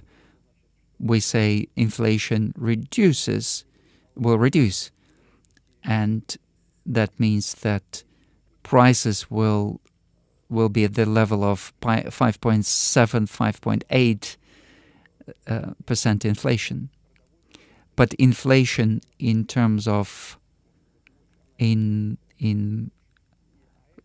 consumer goods or in food products could be higher, and the ratio of the food products in the basket could be higher for a person. And if the chicken, for example, is part of that basket, then of course that directly affects the budget of the family. But I would like to also point your attention to the fact that I think that last year or maybe year before that, we were very critical about the actions of our colleagues from the government, where price of eggs have shot up. But now the prices are reduced by about 16% in terms of eggs. So these are all factors, contributing factors. But undoubtedly, we have to look at what is happening in every segment and with all groups of people. And as for families with children, all of it, of course, has to be structured around families with children, but I would like to bring your attention to the fact that additional measures to support families with children are being introduced this year. For example, 13% tax on income of individuals.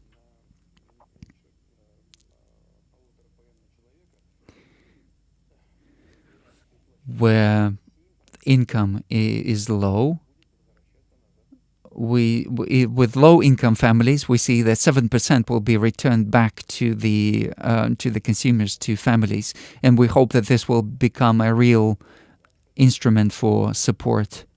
And by the way, if the income is below a certain threshold, then there is additional support for every child in the family. And I'm not even mentioning other elements of support for families with children. But of course, that is insufficient. We all understand that this is insufficient. Of course, we will continue to perfect this system of support, and the policy of the government on the local and regional level has to follow that, and we have to, of course, increase the level of salaries, and we have to aim for prevention of reduction in income of families with children.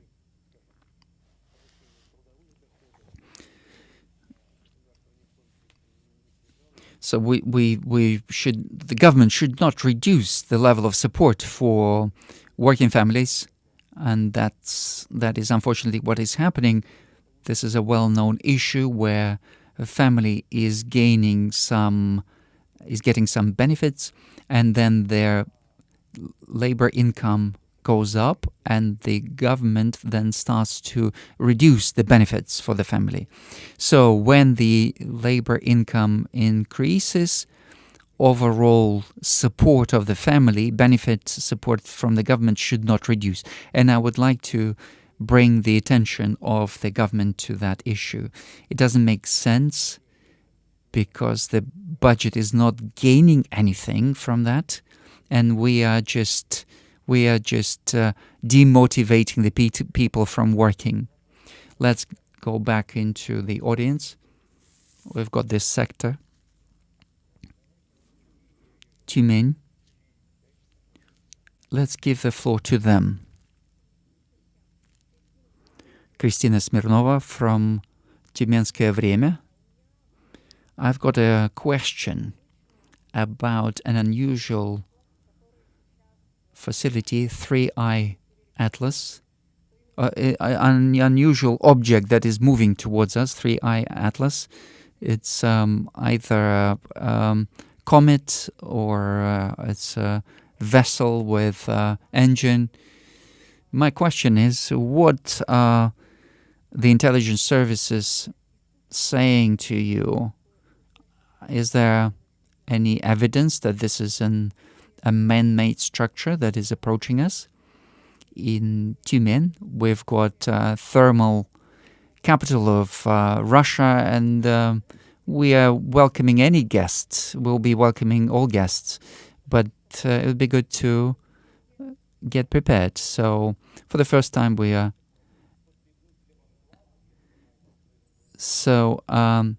people are saying if you can just wink with your left eye if you believe that these are aliens. Christina, I can tell you, but it has to be between us. It's a top secret information. And this is our top secret weapons, and we will be using it only in only extreme circumstances. We're against any weapons in space. But seriously speaking, this is a comet. Our scientists know what's going on. This is a comet from a different galaxy, and that's why it behaves itself not in a way that comets from our galactic behave. It's got shell, and by going closer to the sun, it affects some of the processes that are happening. Something is happening to the tail, but it's quite large.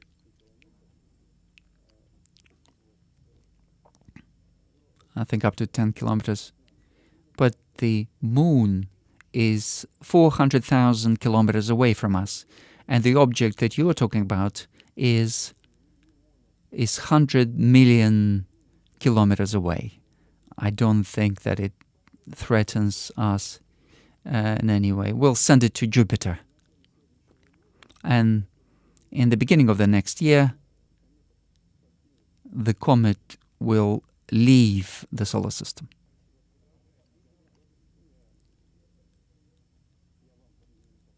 I will wink at you. Please, Belarus.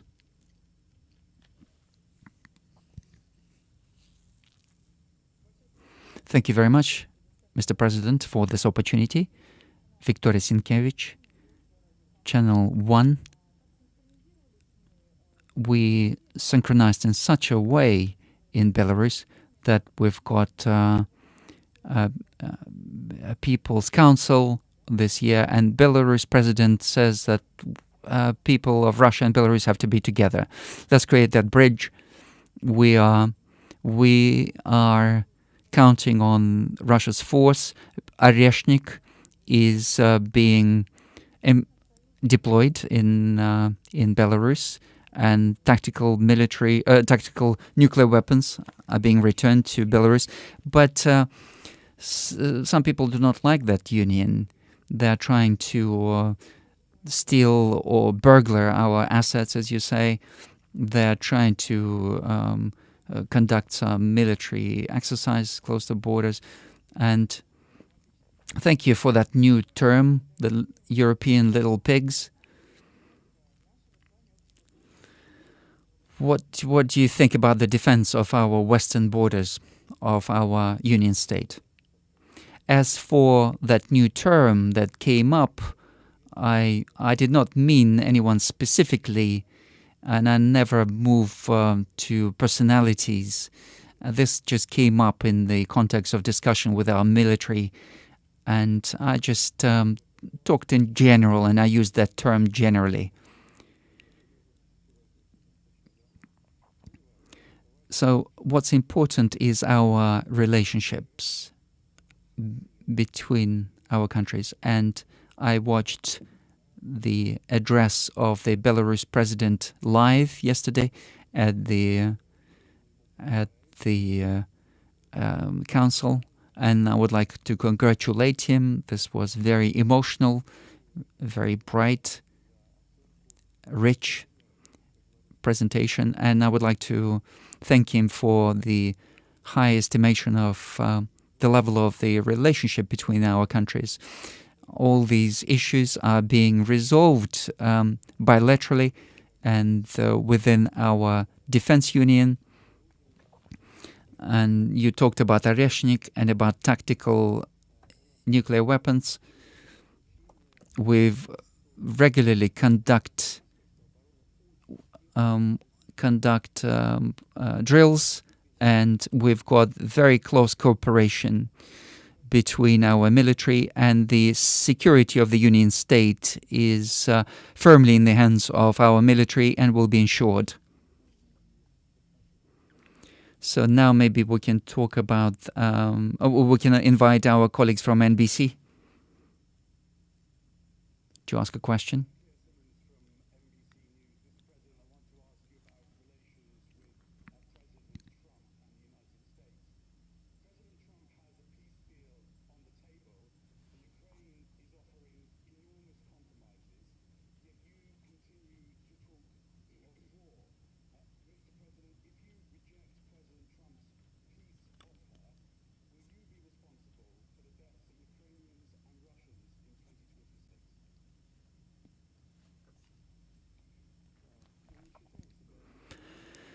So we do not believe that we're responsible for the death of people, because we did not start this war. This war began as a result of the anti-constitutional military coup in 2014, and then commencement of the military action against its own citizens in the southeast of Ukraine. From our side, we did not recognize for a long time the independence of those unrecognized at the time Lugansk and Donetsk regions. And after we've been deceived, and after the Minsk agreements have not been implemented, we were forced to use military force to finish the war that began by the Kiev regime with the support of the Western powers. President Trump is taking efforts to finish this conflict, military conflict. And as I mentioned before, he's doing it absolutely sincerely, I believe. And in Anchorage, we have agreed with Trump, and in practical terms, we have agreed to the proposed terms by President Trump. That's why what you are saying is incorrect and does not have any basis. at our preliminary meetings in Moscow, they made some offers and they invited us to certain compromises. And with that, back in Anchorage, I said that this would be difficult decisions for us. But we agree to the compromises that are being proposed to us. So it's incorrect to say that we are refusing something. So that's completely incorrect. So the ball is totally on the side of our Western opponents, of the head of the Kiev regime and its European sponsors. So we are prepared both for the negotiations and for finishing the conflict in a peaceful way. A couple more questions.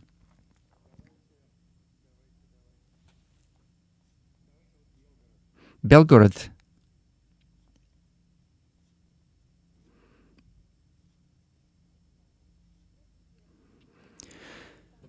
Mr. President, VTRK, Belgorod. We'll be happy to welcome you if you can come to our town. So in the Frontline Belgorod region, like in any other frontline region, communication is the most important thing. It's the notifications on the attacks and also remote education and also monitoring of glucose in the blood, remote monitoring of glucose in the blood by parents. And so this is part of the state services for the diabetics. And this service should be maintained even when the communications are down. Thanks to your decision, there were some compensations that are being paid to people who suffered from the bombing from the Ukrainian side. So, second question. So people had secondary residential property, and when the secondary residential property was damaged by the bombing, this was also compensated before, and now it's not being compensated. And we invite you to help us to get that compensation. So I'll start with the last thing. Of course, we will work on this issue. These are questions that constantly arise when we react to some extreme situations to do with fires, to do with floods, and so on. Here, the situation is even more dramatic, but in principle, the issues of this type, when we deal with the consequences of these extreme situations, they need to be worked on and they can be resolved. As for the services, as for children studying, control of the senses for diabetics, I understand this question is not about taking specific medicine. It's to do with whether the medicine is being taken timely. Yes, I understand. When the internet is down, then it's difficult for parents to control what's happening with the child glucose level. We understand that this limitation is to do with the fact that it's important to ensure safety, security, to prevent drone strikes, and the services and the components of the services are located abroad. Unfortunately, the enemy it's easier for the enemy to select targets.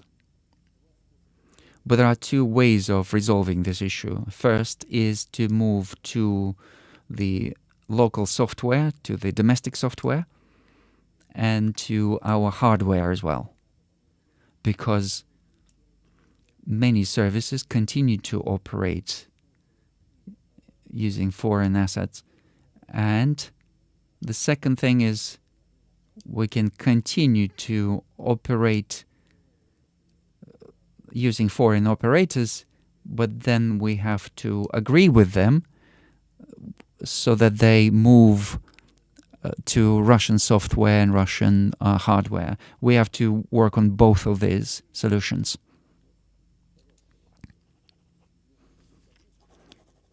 You don't have any placard, but also you're very modest, so I'd like to honor that. My name is Željko Šajn from Politika, Serbia. Thank you for the opportunity to ask you a question. I don't speak Russian very well. I hope you understand me.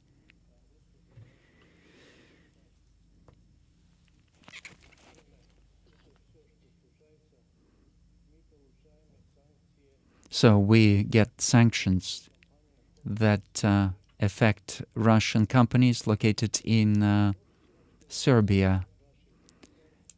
Can you give us some comments?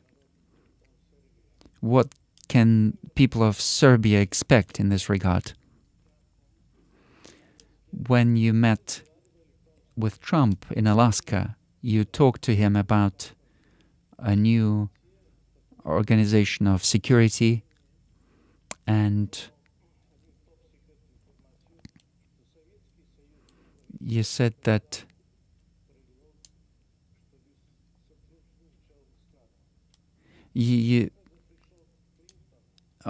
there was a proposal from the Soviet Union to cooperate with NATO. When Clinton came to power, you also offered cooperation with NATO. But in the future, can we expect any cooperation so that we live together without any war?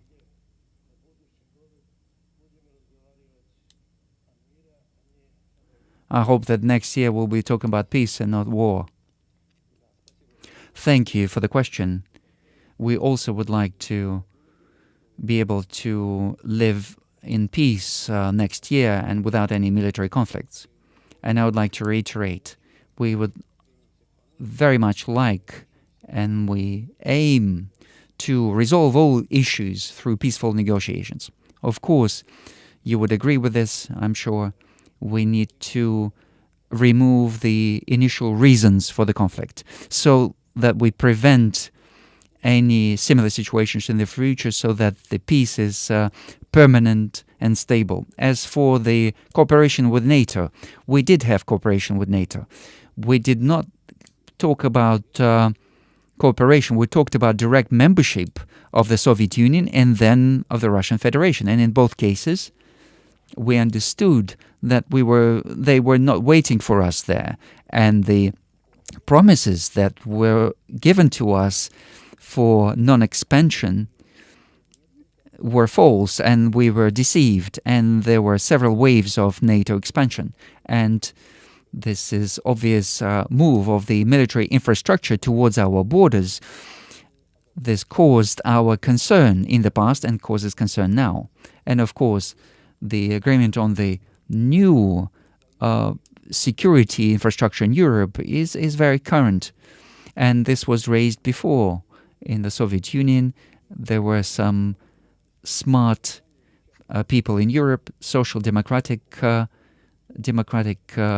Party of Germany, Edinburgh, and he talked about a new system of security in Europe without expanding NATO, creating a new security system in Europe, taking into account US, Eastern European countries, and Russia, so that nobody is included from that process, and so that nobody is put in difficult conditions. We're not asking for anything unusual. We're not saying that any particular country has no right to choose a way of defending itself, but it has to be a way that does not threaten anyone, including us. So we are simply insisting on the promises being fulfilled, promises that had been given to us. And so we want to find ourselves in a situation where there's a permanent security system in Europe. This is despite the desire to establish relationships, sanction pressure, and that is part of the politics of force. Sanctions continue, and that affects our companies. Our company Gazpromneft, which is the owner of these companies in Serbia.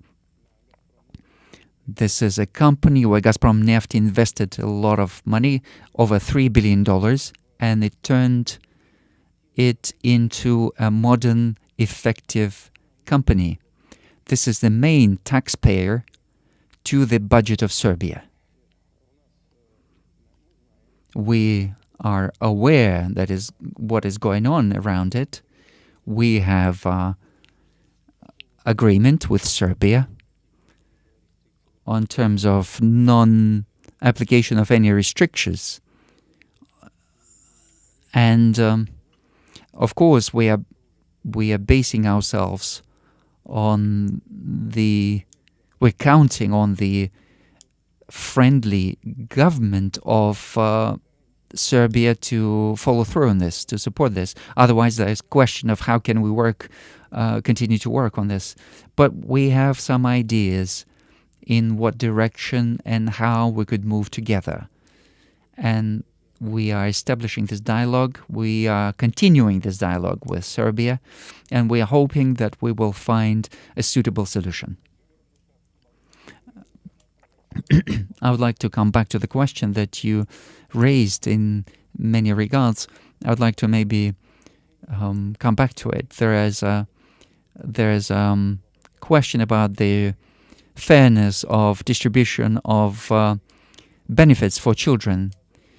When families do not qualify, when they exceed the threshold by maybe 100 rubles, then they lose the benefit. So I'd like to call Gulnara Bayezidova because she sent a similar question to us. If you hear us, please ask your question. Good afternoon, dear Mr. President. Happy New Year.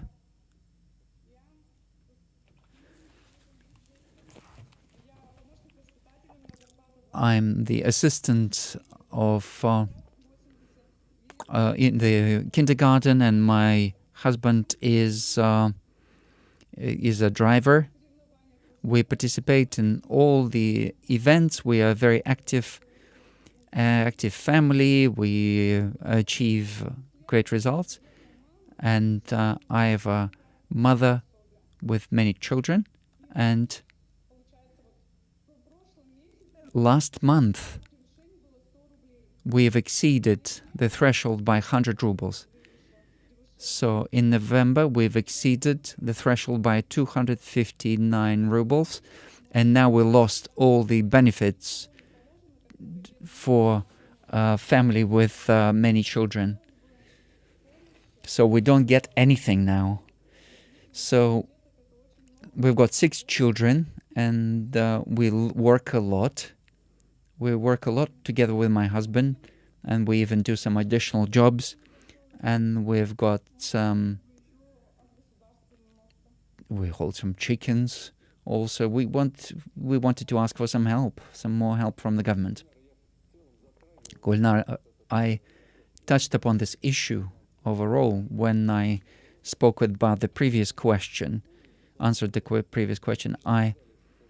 You just said that when you work, your labor income increases, and that reduces the support from the government, the benefit from the government.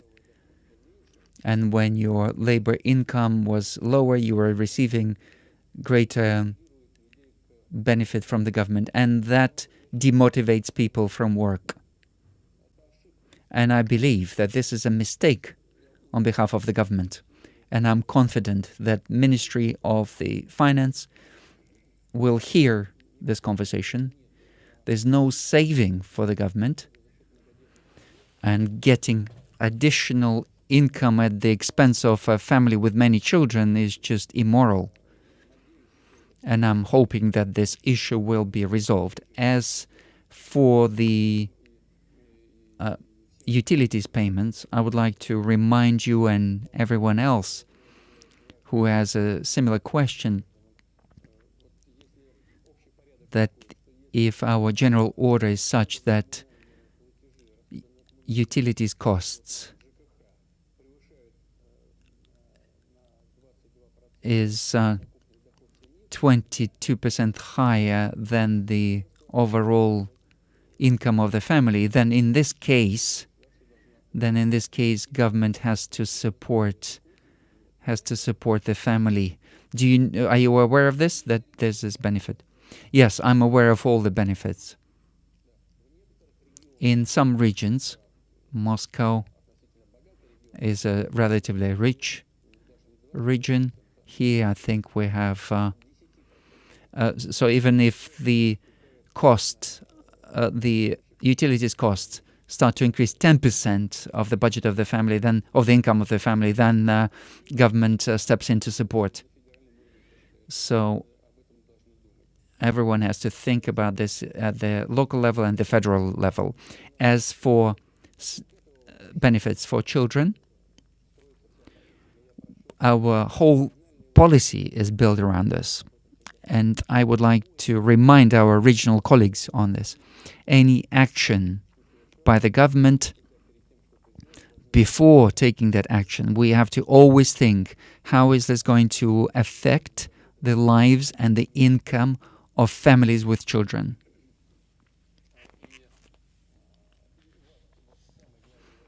And your most important question on reduction of benefits when your labor income grows, we have to I'll do everything to resolve this problem. And working mothers, maybe Gulnara hears us as well. In our country, the benefit is paid up to the age of 1 year and a half, 18 months. But we know that kindergartens are not able to accept children at that age. And a lot of people wanting that benefit to go on until 3 years. So if mother is... So they say the kindergarten accept children at the age of 3. And that means, if... So that means the... employer also is not going to finance a mother until the age of 3 of a child. So these questions are correct questions. They're justified. Benefit is being paid until the age of 1.5, 18 months, and not after that. I think it's just the limitations of the budget. There's no other justification. But of course, the government has to think how to overall resolve this issue. As for kindergartens, nurseries, if there's an opportunity for the mother to join the workforce, is one of the ways of resolving this. And of course, not everything is resolved here. A lot of effort is being applied to renovate the schools and kindergartens and nurseries. And also I would like to address this to my colleagues in the regions. When you when you decide on renovating a kindergarten, you're also creating you can also create kindergarten groups, nursery groups. This also requires additional costs. You have to increase the number of hours that the child spends in nursery or kindergarten. But this will also require to increase the number of teachers and carers. So that means they need to be hired, and that needs additional salaries at these institutions. I think this is the way that needs to be taken. And also the government needs to think about how to resolve this gap between a child of 18 months and 3 years. That gap is not being paid in terms of benefits. But overall, our system is quite well structured, system of support of children. The benefit is being paid right from the moment of pregnancy up until the age of 18. And in cases where an adult up to 23, where they are studying full-time, that support continues to 23, to the age of 23.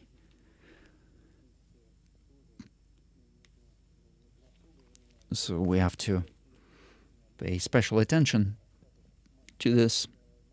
For instance, the so-called status of hero mother, and that status is now equal to the hero of labor. And before, we used to have some points that were being counted towards a pension for women when only 3 children were taken into account. Now there's a decision, and it's implemented. So the points will be counted not just for the first 3 children, but for any other number of children that follows. And this is great. And of course, the government has to continue to prepare and to implement the system of support and improve that system. So we have worked for 2 hours now. Kazan, maybe let's give Kazan the floor. Something about Islam. Mr. President, good afternoon. Thank you for this opportunity to ask you a question. In 2026, as you probably know, the cultural capital of Islam world is going to be Kazan, and this was taken. Decision was taken at the Council of Muslim countries, and you know that we are improving our relationships with Islamic world and Global South, and Tatarstan is also promoting this agenda together with Foreign Ministry, Russia and Islamic world. My question is, what should we focus on in terms of our relationships with Islamic world? And also, Muslims of the whole world are looking at Tatarstan, at Kazan, at Russia, and maybe they are accepting this as a model of modern Islam. Some Islamic world is very diverse, just like Christian world. I'm sure you know this. But example of Tatarstan is a positive example. And many of my colleagues from the countries of Islamic world really take note of this, and they take that experience into account. Positive experience of coexistence of people of different religions and ethnic origins in Tatarstan. And I would like to congratulate you, because this all began with the first head of Tatarstan, and now Minighanov supports that tendency, continues that tendency. And it's not by chance that Tatarstan is now chosen the center of important important events. And Russia is the observer. And I addressed my colleagues and I asked for us to be included as observers. And you know, with great pleasure, this was done by all of our friends and colleagues in the Islamic countries. I watched how it happened with great joy. This was a long time ago now, but this is absolutely correct. But over 10% of people, we've got over 10% of people who follow Islam.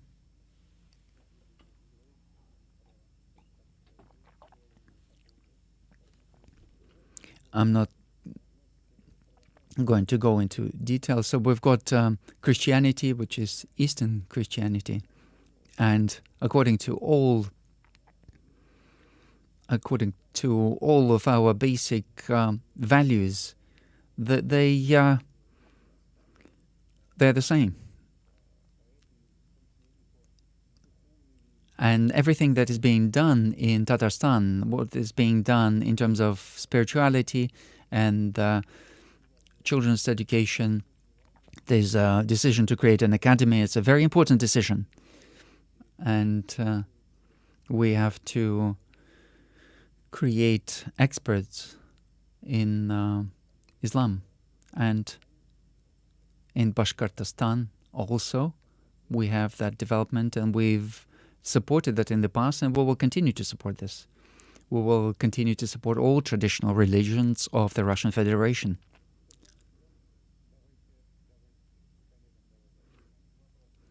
One more question, if that's okay.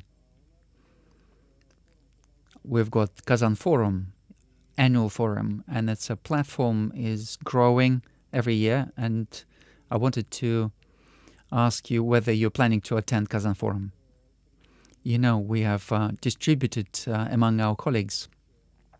I visit Far Eastern Forum or St. Petersburg Forum, Sochi Forum.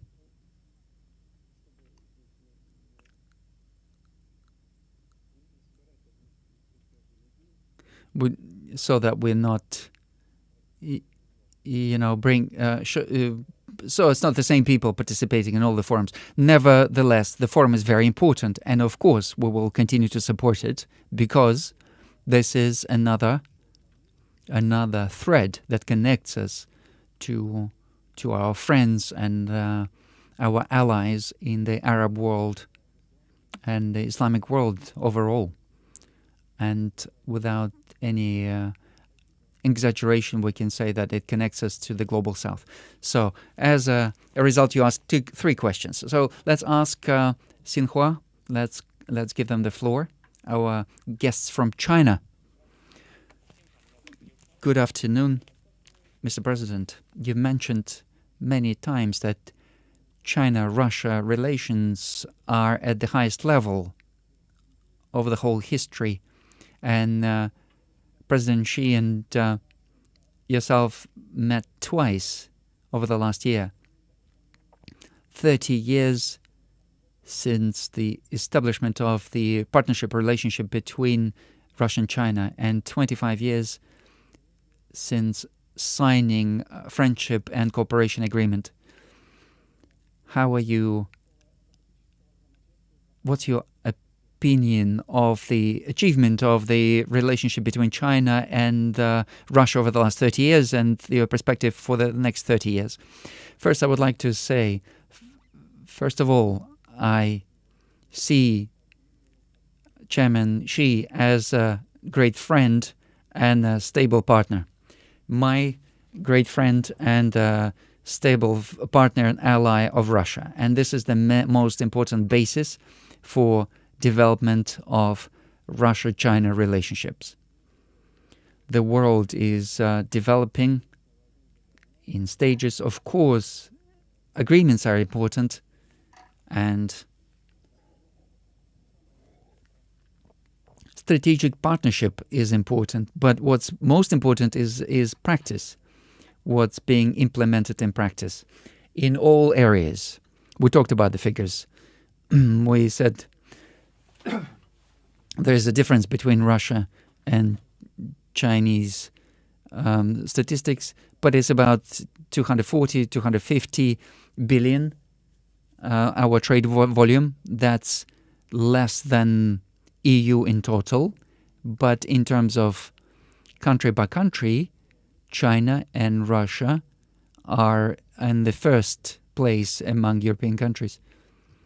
So overall, 270 billion with the EU.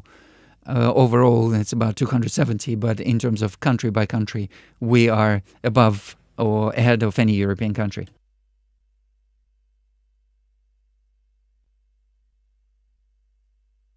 Of course, there's a great volume with US, with Korea, with Europe, but in terms of country, we've got in Europe, we've got highest level of trade volume, and that's moving in different areas. And what brings me specific joy is cooperation in high technology, in education, space research. We cooperate, and that's indicator of level of trust between our countries. We cooperate in the military. We conduct joint drills, joint patrolling in the sea, on land, strategic aviation, and that just tells us that our relationships, Russia-China relationships, are a significant factor of stability in the world. And on the international arena, our foreign ministries are in constant control and they're coordinating their agendas. So I'm hoping that this will be the theme for our further development of cooperation with our Chinese colleagues. One more question from the floor. Lady in blue.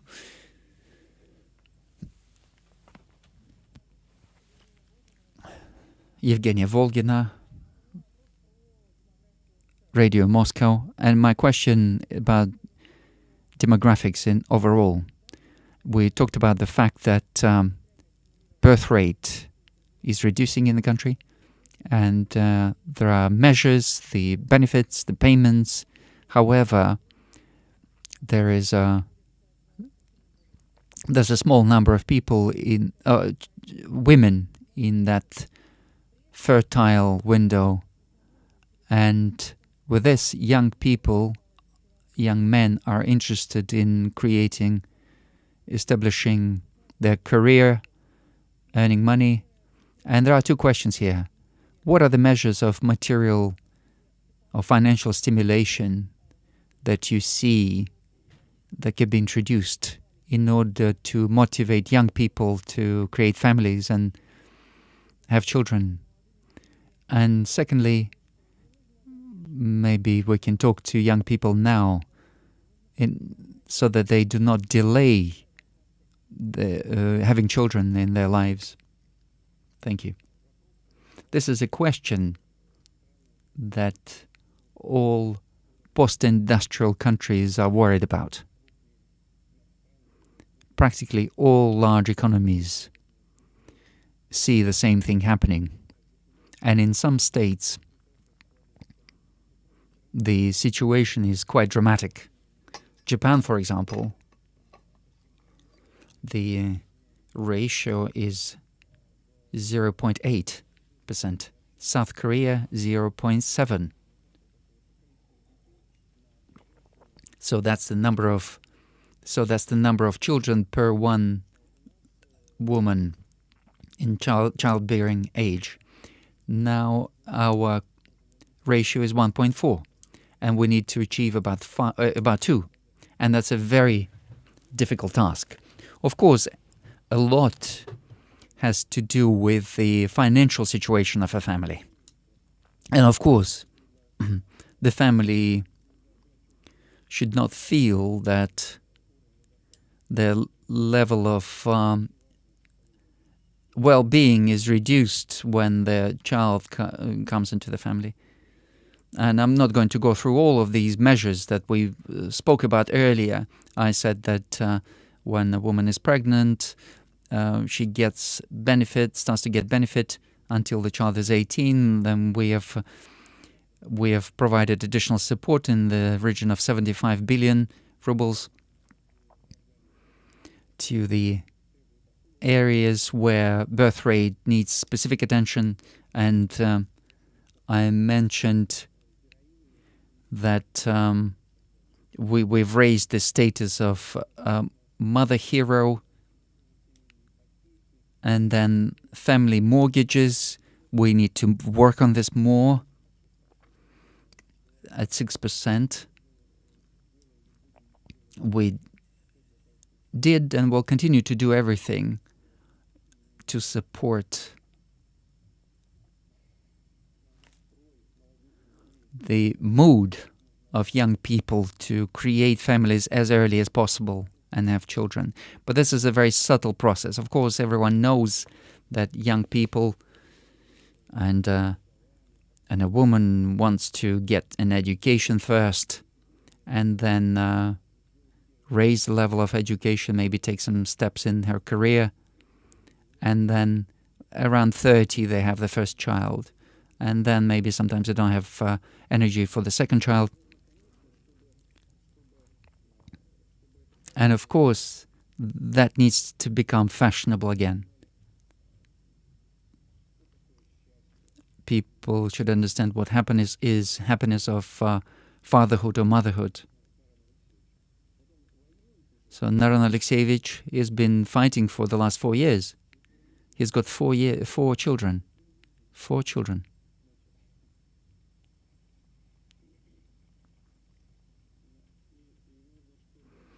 And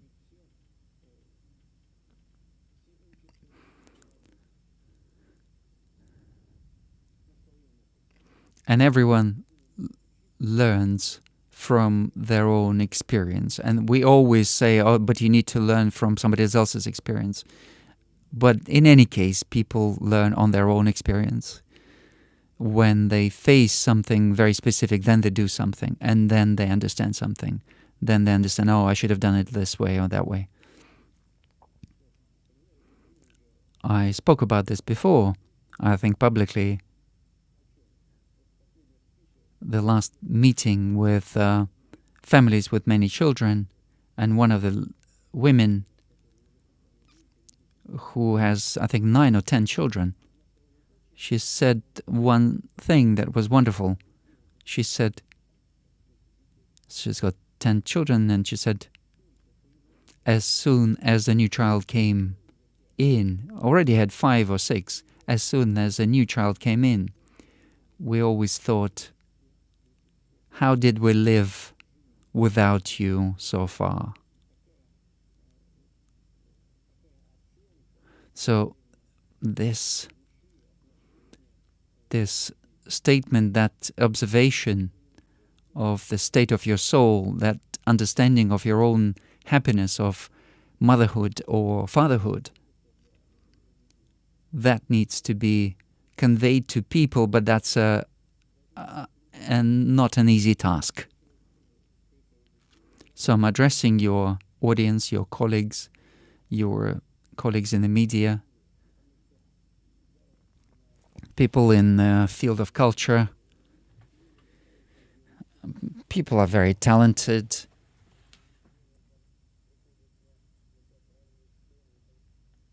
They produce films and plays and plots. Please always think about it. Please convey everything that you write, that you film. Please always promote the idea of parenthood. The financial element has to be there. That's important. But the state of that soul has to be there. The understanding of simple happiness needs to be there. So we had a lady who came to us, and she's a student, medical student, and she wants to use her age for career growth, but also she doesn't want to miss on having children. And she's got that video address, and there are many video addresses of that type.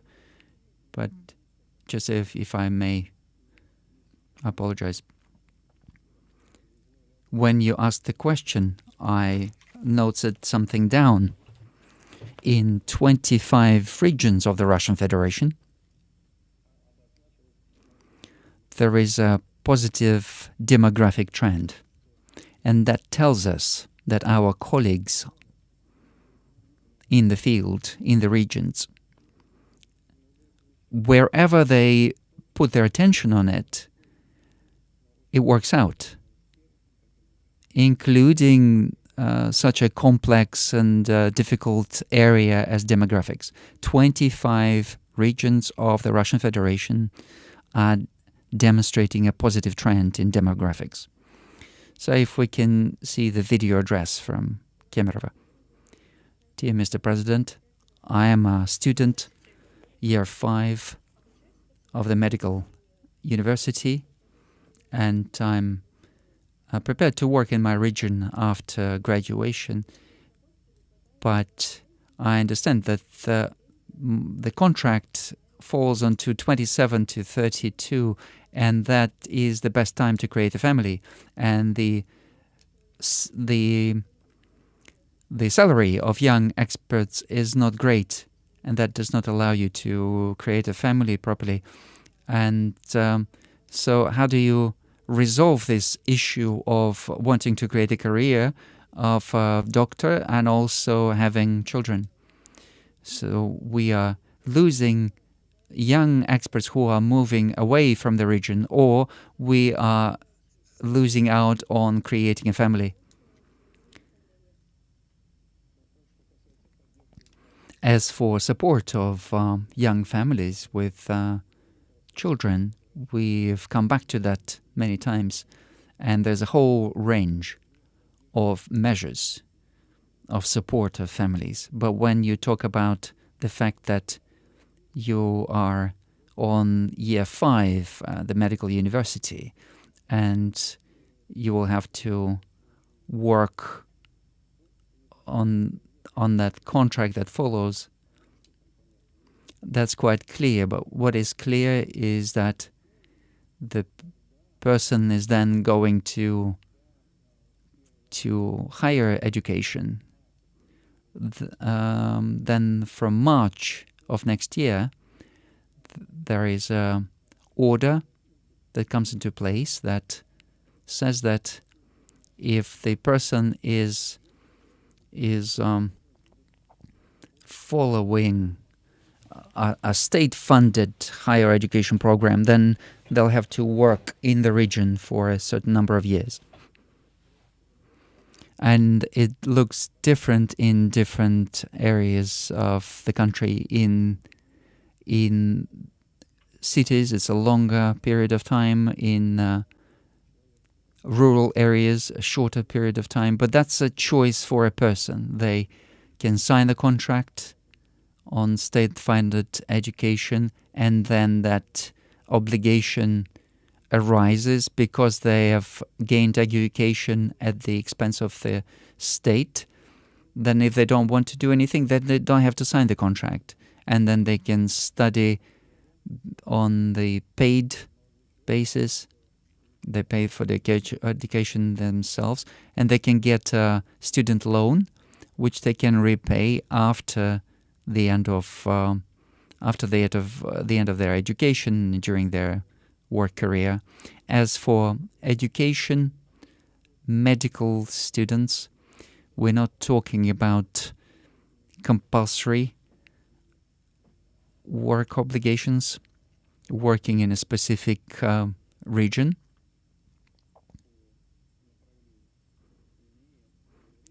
No, we're talking about only the fact that person who graduated from a medical university, they have to work in accordance with their profession.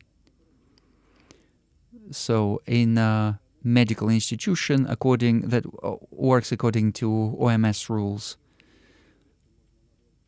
So we can't call this requirement an excessive requirement. But as for children and family, that's of course the choice for each specific person. You have to kind of evaluate overall your situation in life. But as I mentioned before, getting additional education or start of your career, getting to the level of significant income, that should not be the basis for postponing getting married or having children. So this is attestation for the degree of doctor. Yes, when the person finishes their higher education, he's not being sent to some remote areas. It's just the person needs to work according to their specialization, according to their profession. So in a medical institution where OMS system is operational. Like in Soviet times, there was a compulsory direction, so you had to work to wherever you were sent. But that does not exist today. So the decisions that were taken are now of very soft nature. But of course, it would probably be better if we come to a situation where even that will not be necessary. And of course, the lady asked the question, what do we have to do? Of course, we have to improve the conditions of life for people, improve the housing situation, and of course the government is trying to do this.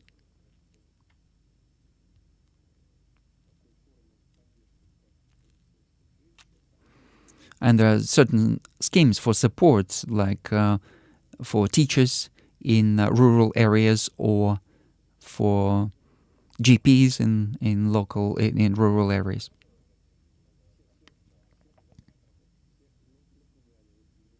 So everyone was scared by that decision.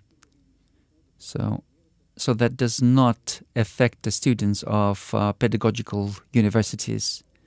So that obligation to work on contract in a particular area after you've graduated.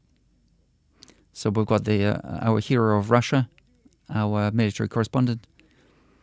Mr. President, I've got a question that I think affects many people and affects people in regions which are frontal regions, so Donbass.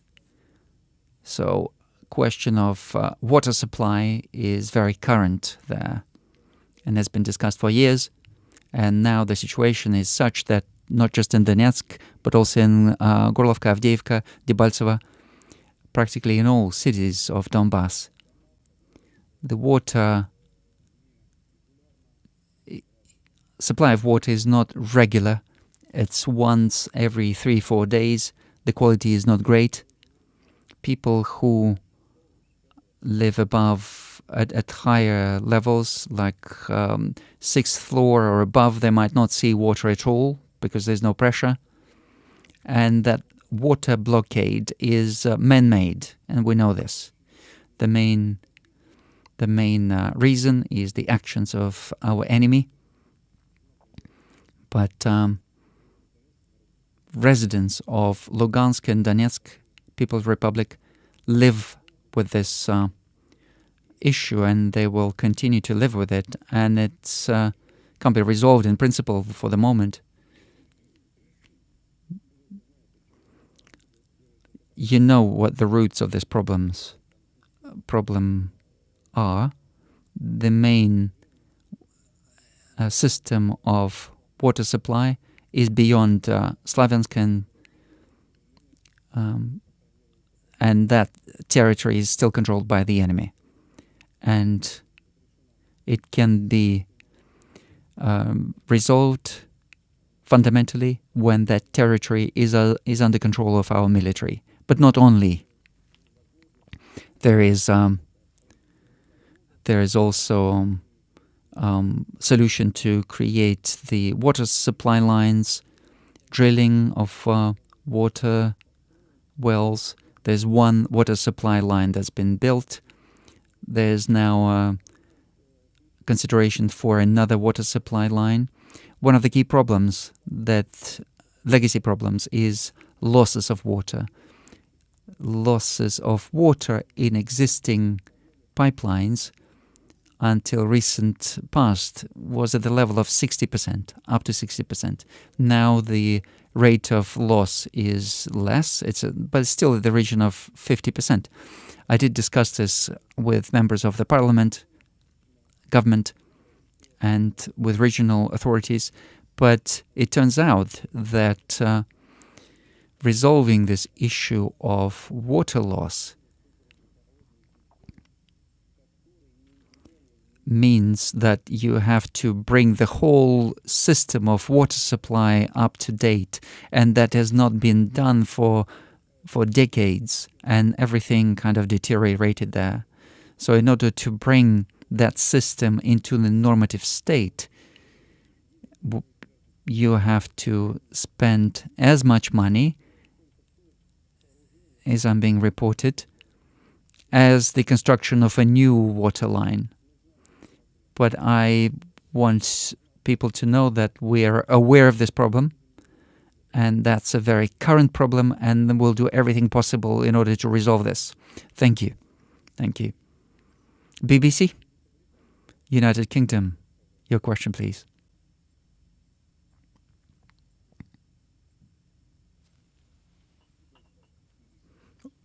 Steve Rosenberg, BBC News. I recognize you. Where are you? Where are you? I can't see you. Directly. Okay, excellent. Please. It doesn't mean that you have to take away his microphone if I can't see him. Steve Rosenberg from BBC. Question about the future of Russia.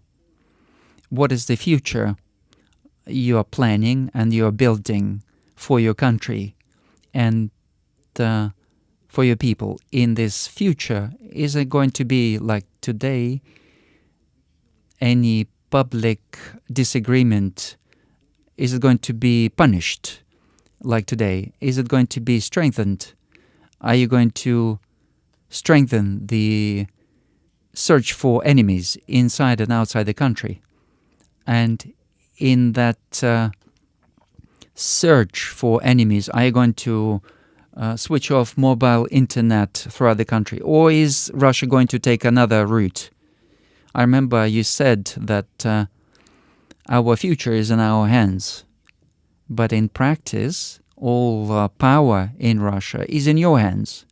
That means that mainly the future is also in your hands. So what future is it going to be? Is it going to be a continuation of what's going on now? So look, what is going to be the future of Russia?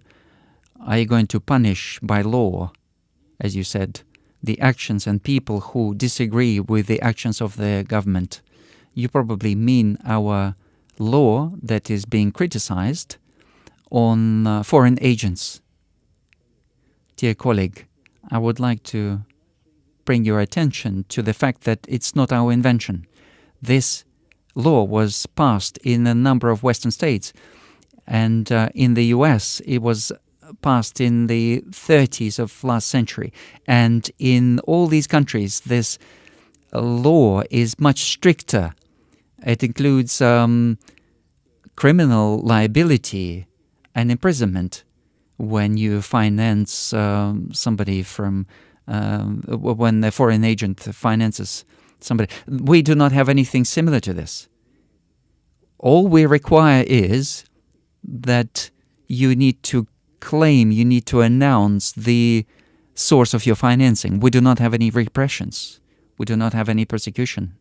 Moreover, if people stop getting involved in political activity, or if they stop being financed, then they are removed from the list. And there are so many examples of this. There's a question about BBC and the claim from President Trump for a few billion. But there's the family affairs. I don't want to get involved in this. I don't want to touch this topic. But then, of course, that's a problem, of course. So, falsification of information, and I think that Trump is correct in this. But it doesn't matter. You said, are there going to be new special military operations? There won't be any special military operations if you treat us with respect and if you respect our interests, just like we try to respect your interests all the time. If you're not going to deceive us, like with the expansion of NATO to the east. You said that there won't be an inch of expansion of NATO to the east. This is a direct quote. And what happened? They say, you just deceived us. You have ignored our security interests. Not you personally, of course. Western political leaders created the current situation with their hands, and they are making that situation worse. They are constantly talking about the fact that they're preparing for a war with Russia. As far as I'm aware, you've lived here for a number of years. You understand. And those who talk about the war with Russia, I think they understand. What are we going to attack Europe? This is nonsense. And this is being done based on their internal political motivation in order to create an image of enemy. They are creating an image of enemy. They are creating enemy out of Russia in order to cover mistakes that were systematically committed by leaders in economy, in social policy. Where is this green agenda when they reopen the coal mines and power plants? This is just one mistake after another, and they are trying to cover this up with evil Russia. They are redirecting the attention of their population to the external issues. So your question is just another attempt on this. You said that all power is in my hands. Yes, there is power that is concentrated in the hands of the President of the Russian Federation, and the boundaries of that power is strictly outlined in the Constitution of the Russian Federation, in the main law of our country. And when decisions are being taken, and legal decisions are being taken, I sign them according to the law of my country. I sign these new laws.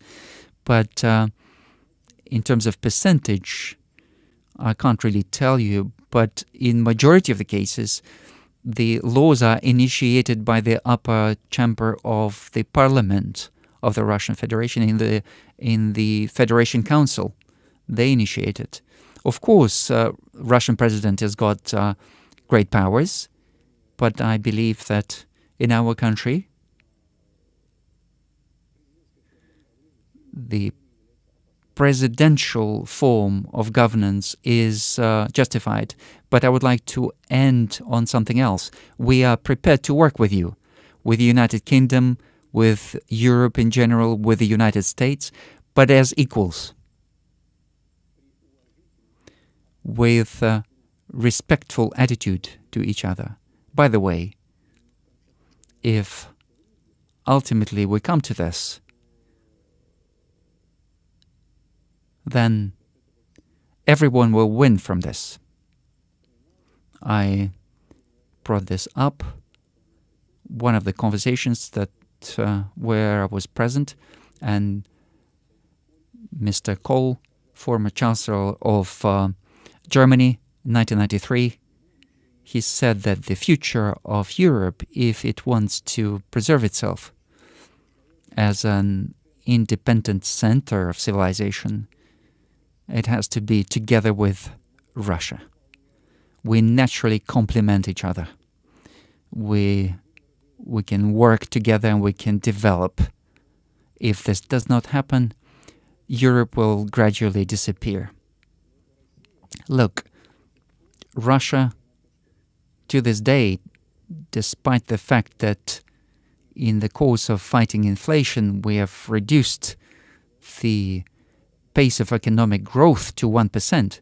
Nevertheless, we are on the 4th place in terms of our purchasing capacity after China, US, and India.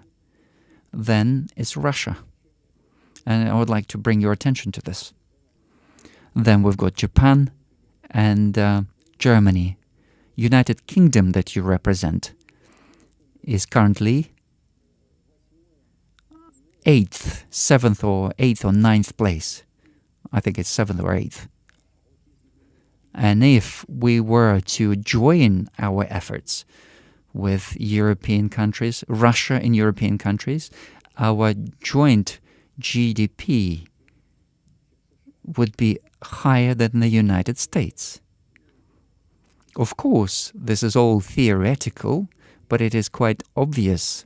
The fact is quite obvious that unifying and complementing our abilities, we would thrive instead of fighting each other like you are doing. We are not fighting you. You are fighting us through the hands of Ukrainian nationalists. And we are prepared to stop this. And by being ready to stop this military action, we would ensure peaceful cooperation and stability in this region. We've seen so many actions, so many statements of European politicians that just do not fit any reasoning. They're not interested in human rights. They're not interested in European values. It's just naked support of the Ukrainian military forces and their readiness to even go into a conflict with President Trump. So I was trying to explain why that policy is being conducted. I was trying to explain it to the colleague, and I said that they are trying to cover their mistakes in politics, in economy, and so on.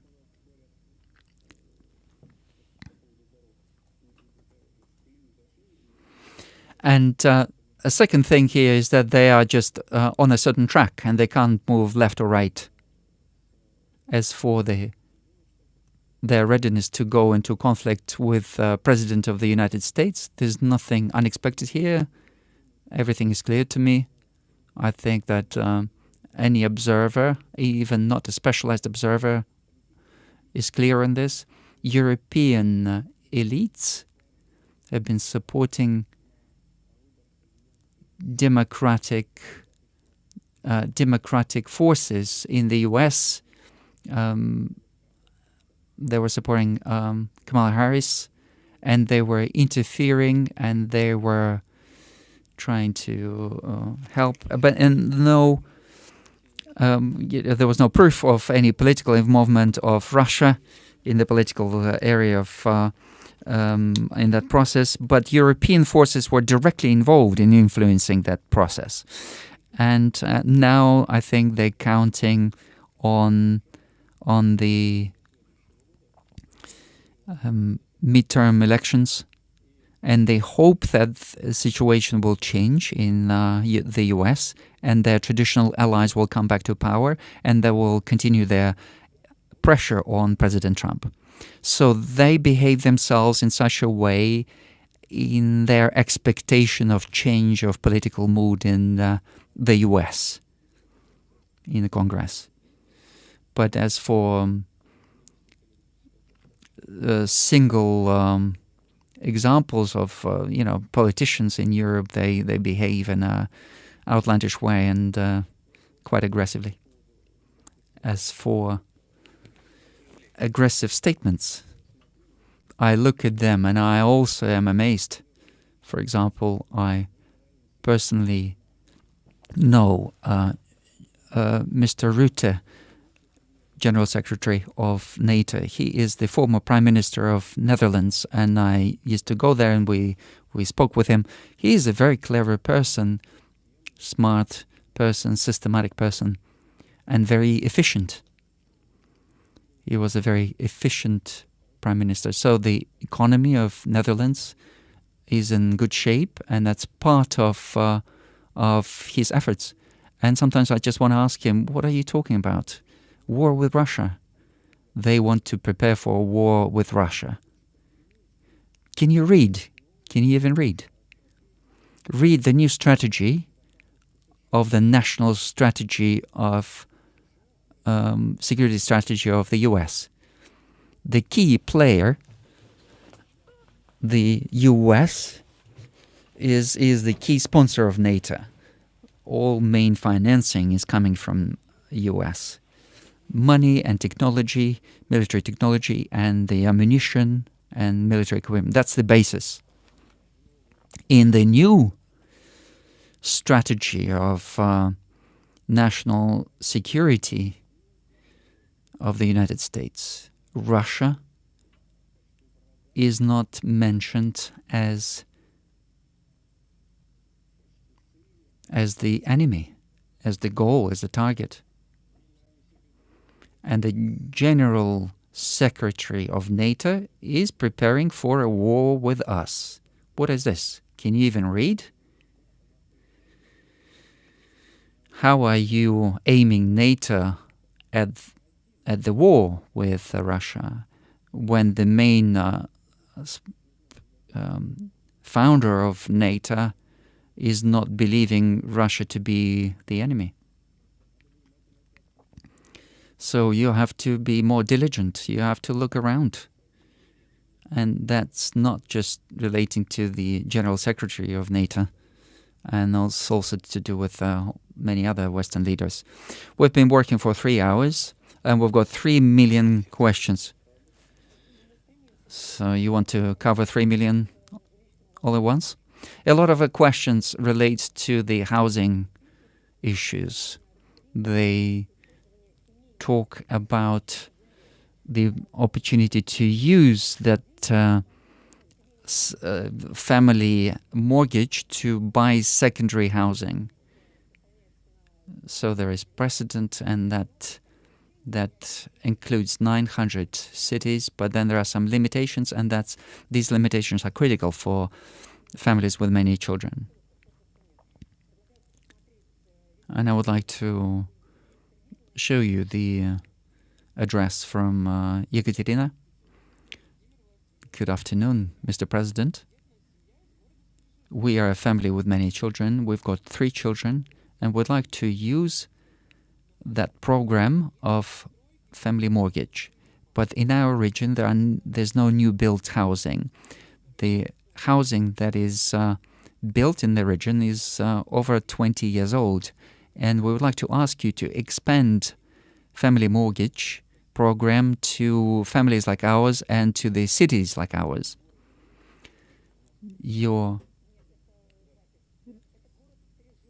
So this is Strezhevoy from Tomsk region.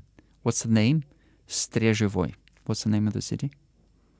This is the Tomsk region. This is the oil and gas region. So that decision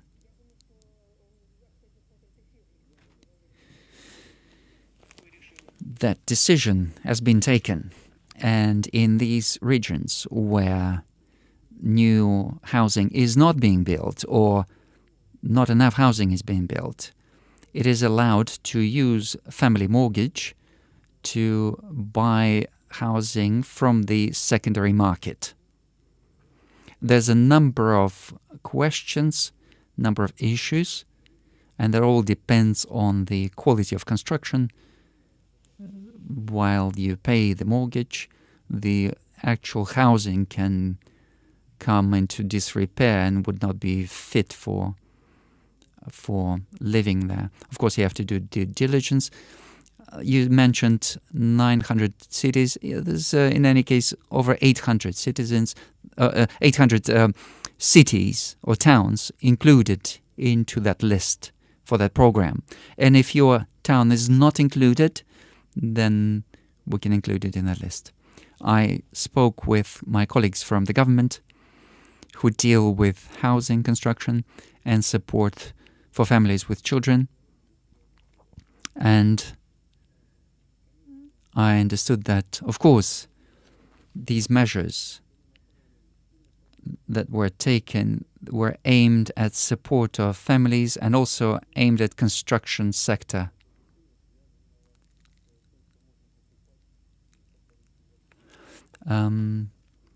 It should also include the secondary market. So the primary market, the new build, that's all clear.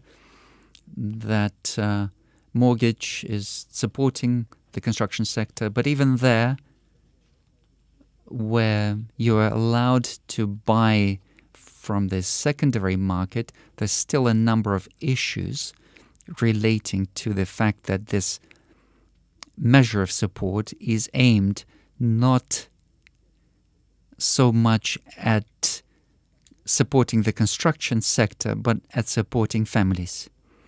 So as for your particular town, if your town is not included in the list, we will include it. In the last direct lines, we had this repeated question of fraud with new built properties, and there was an introduction of escrow accounts. Now we have interesting situation where developers receive the money from the escrows but are not giving the keys to the properties, to the new properties, to those who invested. So in Leningrad region, we financed construction of a flat, but I have not received my flat because the developer keeps postponing the commissioning. And I was informed that December 2025 would be the date for commissioning. And then in August, escrow account was emptied. And today I've got this information that there is no heating supply and there is no indication that any construction work is being done. And now I'm being informed that the building will be commissioned in April. I think this is fraud. So one of the ways of trying to influence a developer is to force the developer to pay the penalty. But then in COVID times, some moratorium on these penalties was introduced and that it not been lifted. So that means that you can't apply that measure against a builder. Yes, this is a well-known issue. This was done to support the housing developers in that time during the COVID, and there was a moratorium.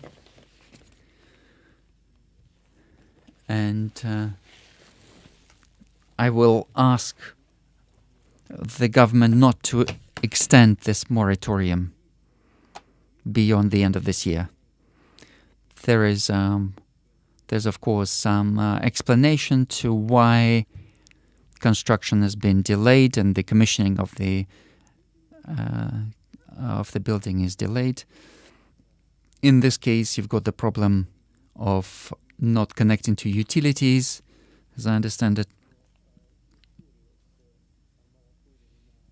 But the story with that moratorium for penalties against developers has to be lifted, so that moratorium has to be lifted, so people have to have the right to claim compensation from the developers.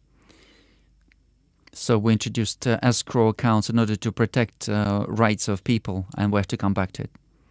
Another issue we want to highlight is long-term construction, but in relating to sports facilities.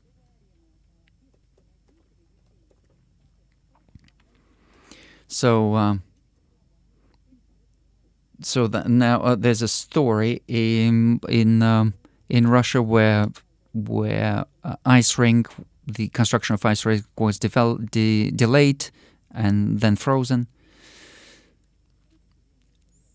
You know, over the number of years, when we work in the government on balancing the budget, and this is very complex work, we talk about the same thing. We say you need to, if there are certain facilities that are not finished, then you can't start new ones. You have to complete what began, and you have to. So please pass on the information about it, and we'll deal with this. So I would like to ask that a person who holding the placard, "I want to get married." Mr. President, Kirill Bazhanov, Channel 4, Ekaterinburg. You're already dressed and you're already ready for the act of getting married. Yes, indeed. What it says here on this placard is not just in vain. I know that my girlfriend is watching this. Olga, please, will you marry me? And because it's all happening here, I will be very happy to see you as a guest, Mr. President, at our wedding. But now going to the question. So it's not just placards. I'm not going to ask about utilities. I'm going to ask about measures for support for young families. So I've been together with my girlfriend for 8 years, and I was born in a family of a priest, and we both want children. And I understand that I cannot afford this, because now if I get a mortgage for a one-bedroom flat, I will be paying 50,000 rubles every month for the next 30 years. Is there any opportunity to help young people so that this money is not going to the banks, but is being invested in the future of our children? And myself, as a young person of 23, this would be the best stimulus to encourage demography. I'd like to point out that you've been with your girlfriend for 8 years, and you're 23 years now. So you started when you began when you were 15. In Caucasus, they get their children married quite young, and that's the right thing. So we need to use them as examples. I know that Ramzan Kadyrov is a large family. He's got many children, and they get married at young age. He said, "This is our tradition in Caucasus." I said, "Okay, that's great." In your case, I said already that there's a whole system of support of families with children, and that affects student families and so on. I'm not going to go through the whole range of this, because this is going to take a lot of time. But this was also mentioned, to wait indefinitely, that there would be a better financial situation, or that you would get your education, other things. You can wait indefinitely, but it's best not to postpone having children. This is part of our life, and this when we have to go through this life, we have to continue our lineage, and especially you are a Christian person, and this is a divine mission of a human being. And so we continue measures of support, and despite some tensions,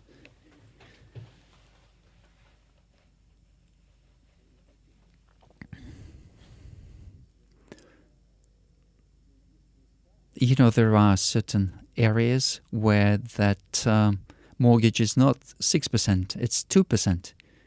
You can get mortgage in those areas, and this is not going to be just a tent. And they say, you know, you could be happy with a loved one in a tent, but there would not be a tent, it will be a proper flat. But you can get a mortgage at 2% in those areas. So you need,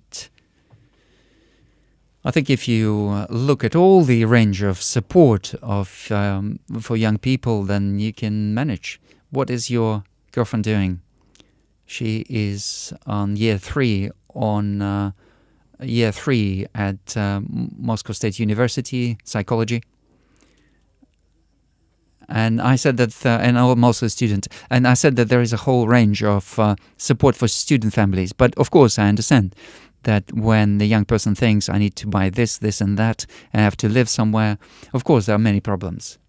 But it's best not to postpone these fundamental decisions like creating a family and having children. This sector, Zvezda, star.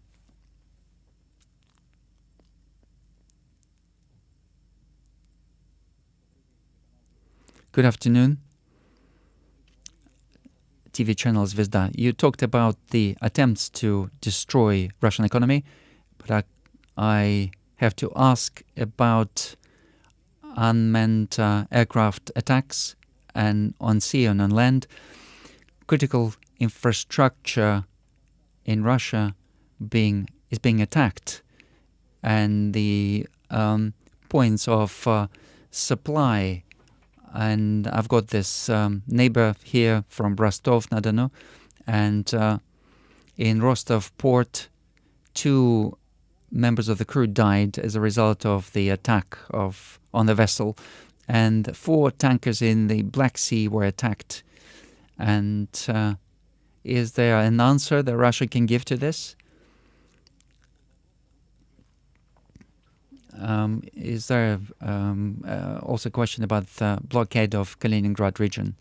I hope that this is not going to happen. If there are any threats of such nature, these threats will be destroyed, and everyone has to understand, and everyone has to take account of this, that such actions will just lead to unseen escalation of the conflict. And it will bring this conflict to a new level and will expand it to a large-scale international conflict. Everyone has to understand this. As for attacks on our civil infrastructure, as response to this, as a military correspondent, you know that our military regularly respond to this. They reply with much stronger strikes against Kiev regime. But everything that harms civil infrastructure, everything that harms non-combatants, these have to be they have to be responded. Just now in the Mediterranean, one of our tankers had been attacked. This is just a very practical purpose that just leads to increased insurance premiums. That is not going to disrupt any supply. That is not going to. That is just going to create additional threats, and the response will follow from our side. Bashkiria.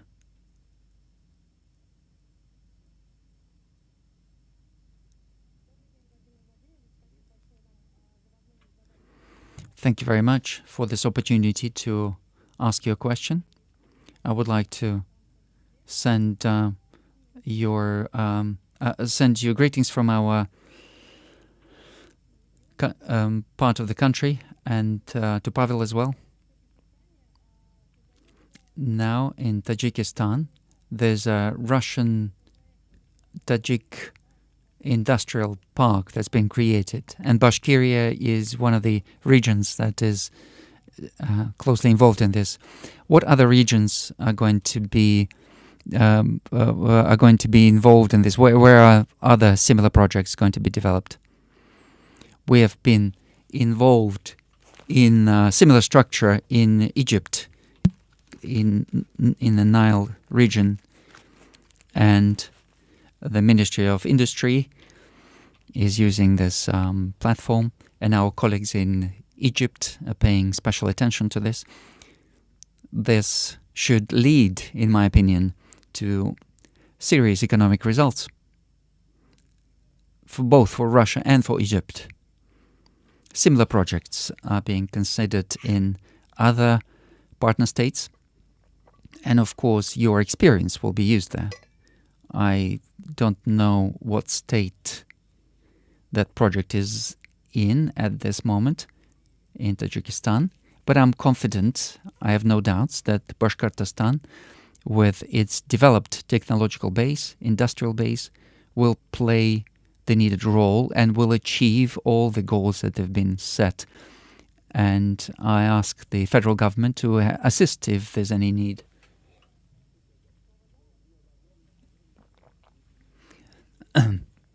Just a request, if we start shouting, then it'll be chaos. So we won't be able to function and communicate with each other, please.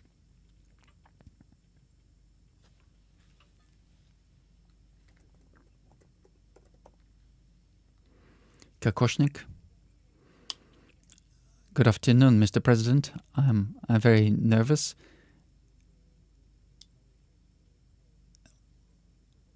We've got a young man with a sign Kokoshnik. So ladies first. Mr. President, it's a continuation of my 13-year-old colleague in row 1. And it's to do with the fact that you drive around Moscow without any flashlights or any escort.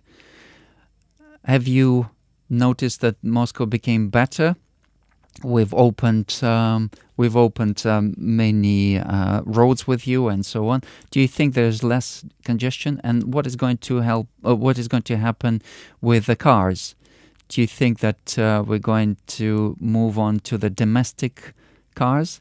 I wanted to buy a foreign car. I've been saving for 5 years, but now I'm not able to buy it because they are too expensive. So you were at the wheel of Lada. Maybe there's Moskvich, another domestically produced car. I'll start with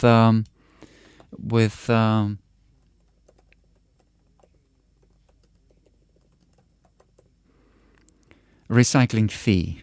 Recycling fee, which increases the cost of vehicles, and that increases the price of vehicles with power over 160 horsepower.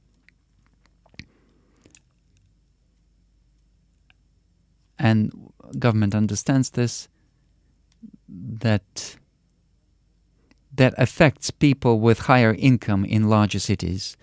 And I need to say directly that this is to do with the attempt of the Ministry of Finance to gain additional income in order to achieve a deserving objective, which is technological support. And that in part supports domestic car manufacturing.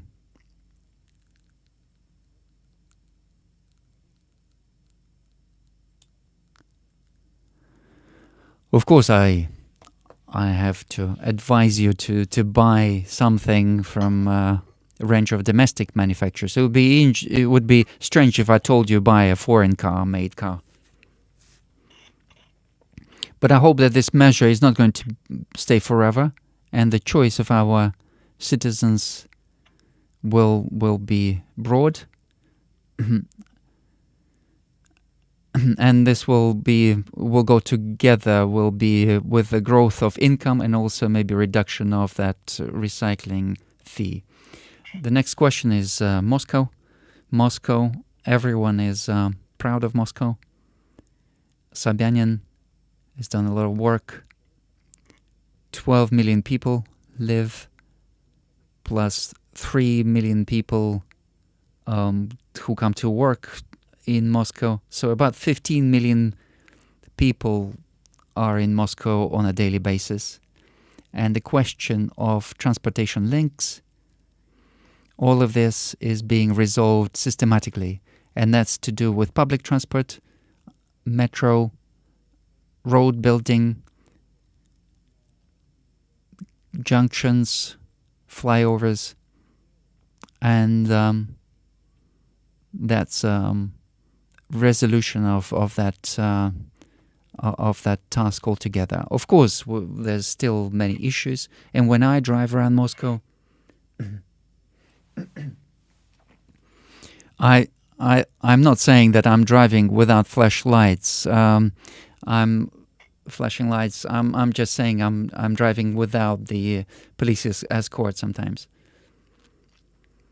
So it happens sometimes after work, at the end of the working day, but you can see that the traffic flow is very busy. And that tells us that you can't rest on what you have already achieved. You have to constantly pay attention to this. Mr. President, we talked about the problems affecting diabetics. There's a specific application for people with diabetes, but then there's another aspect to it, and that's to do with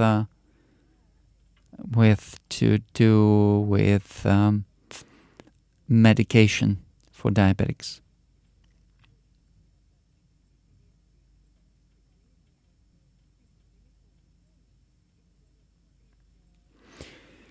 And I would like to invite Dmitry from Sverdlovsky region. Good afternoon, Mr. President. In Krasnotuvinsk of Sverdlovsk region, they stopped giving out medication which is prescribed to people after certain operations. And they explain it by financing that has stopped. And I'm asking you to help the officials of Sverdlovsk region to find the lost finance in order to provide that medication to people. Dmitry, there are many requests of that nature, and I read them yesterday, day before yesterday. I spoke to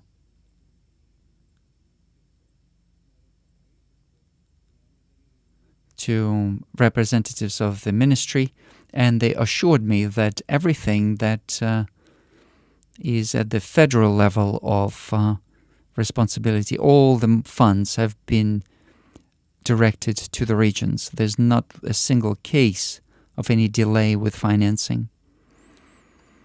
So there's issues that have been raised in these questions that have been submitted. They are to do with the proper organization or structuring of this work in the regions.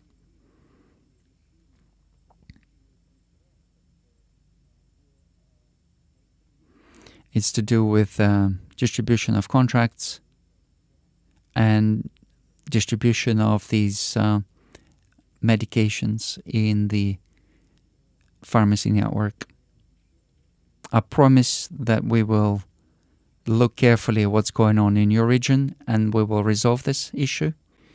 But overall, in the papers that I read, there's also concern that state pharmacies are closing down. And in relation to this, some medication that is given as benefit also disappears.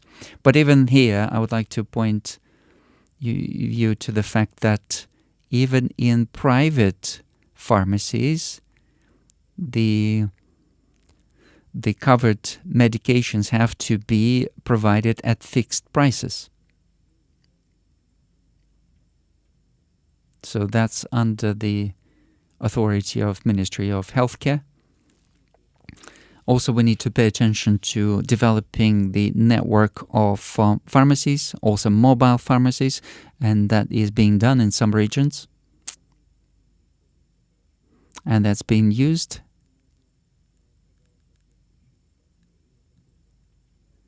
There's some other areas where you can sell medication. And we talked about this.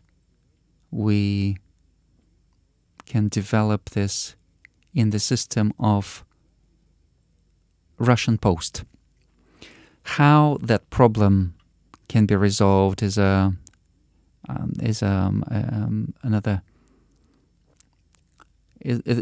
issue, and there are many avenues of resolving this. And we hope that in your particular case, the problem will be resolved very quickly.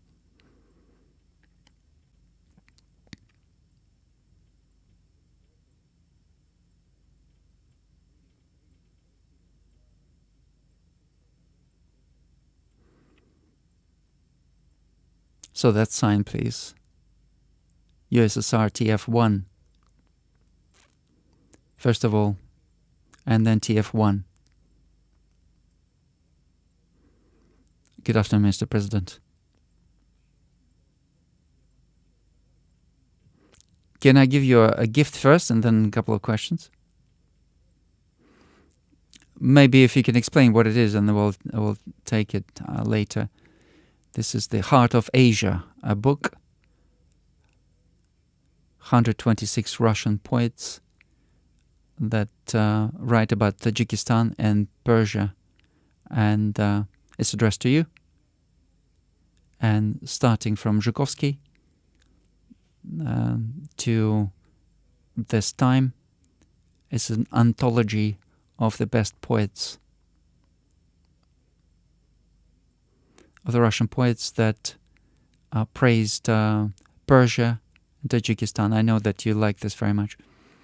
I have a question, Mr. President. You value Amar Khayyam poetry, and we, of course, we are from the same ethnic group. Is it possible to put a monument to this great to this great poet and scholar? This is a great suggestion. Thank you very much. Thank you very much for that hint. This is great. TF1. French colleagues, please.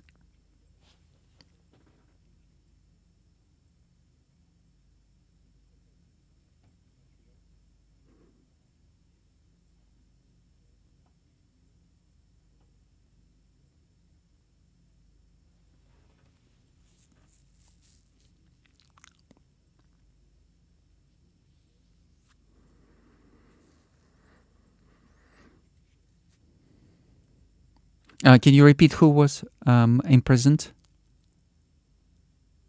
for 3 years? Who is he? First time I hear about him. Who is this?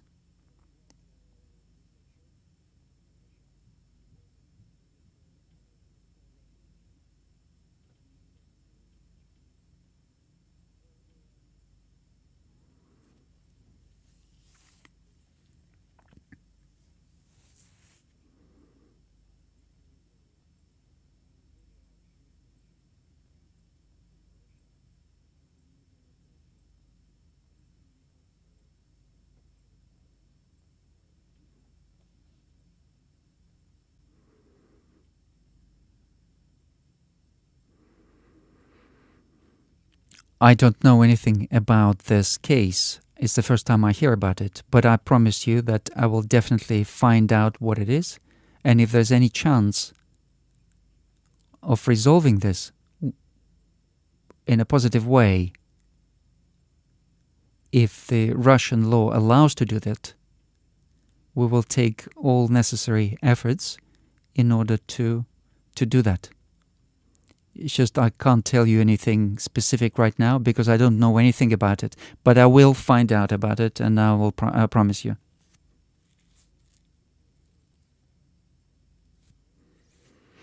I see with that modest person with a screen.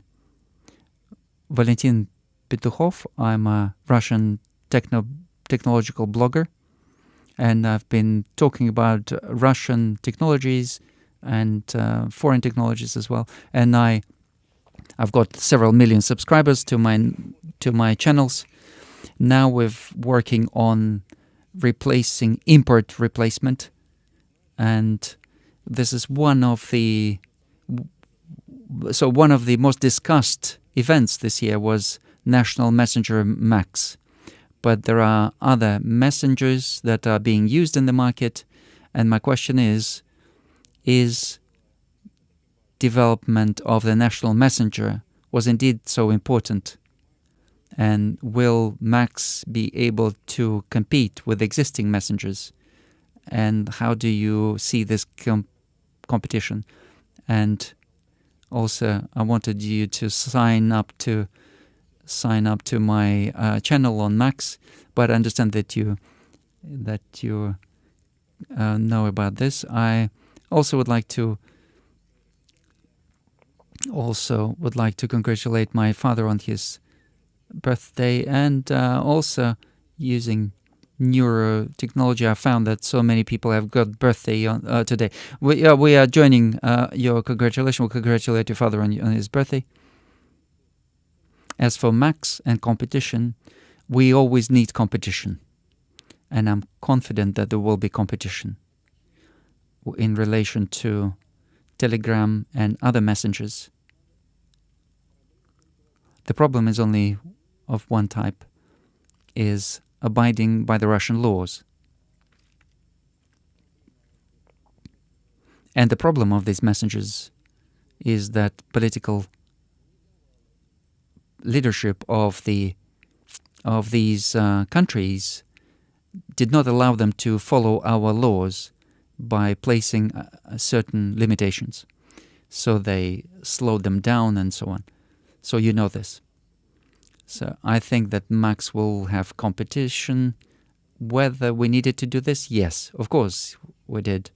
I'd like to bring your attention to the fact that, in principle, all the tools of communication, it's digital communication, we had all the tools except for messengers. And now we can say that Russia has got total digital sovereignty. Russia is one of the three countries that has got total digital sovereignty: US, China, and now Russia. Apart from that, there's a number of services that we can provide to our citizens through the national system Max. Services that we were not able to provide through foreign messengers, among other things, for the reasons of security. But I agree with you that there should be competition. Through Max, there are many questions on healthcare, and we saw that lots of questions have been resolved before on the direct line. And through Max, we had over 500,000 of questions and videos. In Ulyanovsk, we live like in the 19th century. When are your subordinates going to listen to you and their people? Dmitry, we just need to understand what they're talking about here. If you can just mark this on, please. So we're fed up with these programs on Ukraine. I agree, we should end. let's talk about our own issues. A few video messages from young people. Mr. President, hello, my name is Daniil. I am at the international fair, literature fair, and there are not many young people. And I would like to ask you about your opinion about about what you think about people reading less and less, and they use digital devices to read. What is there a book that every Russian person needs to read? What can I say? Unfortunately, the reduction of book reading is witnessed throughout the world. We used to be proud of the fact that USSR was the most reading country in the world. This is what they used to say. And nowadays, we have a lot of people who read.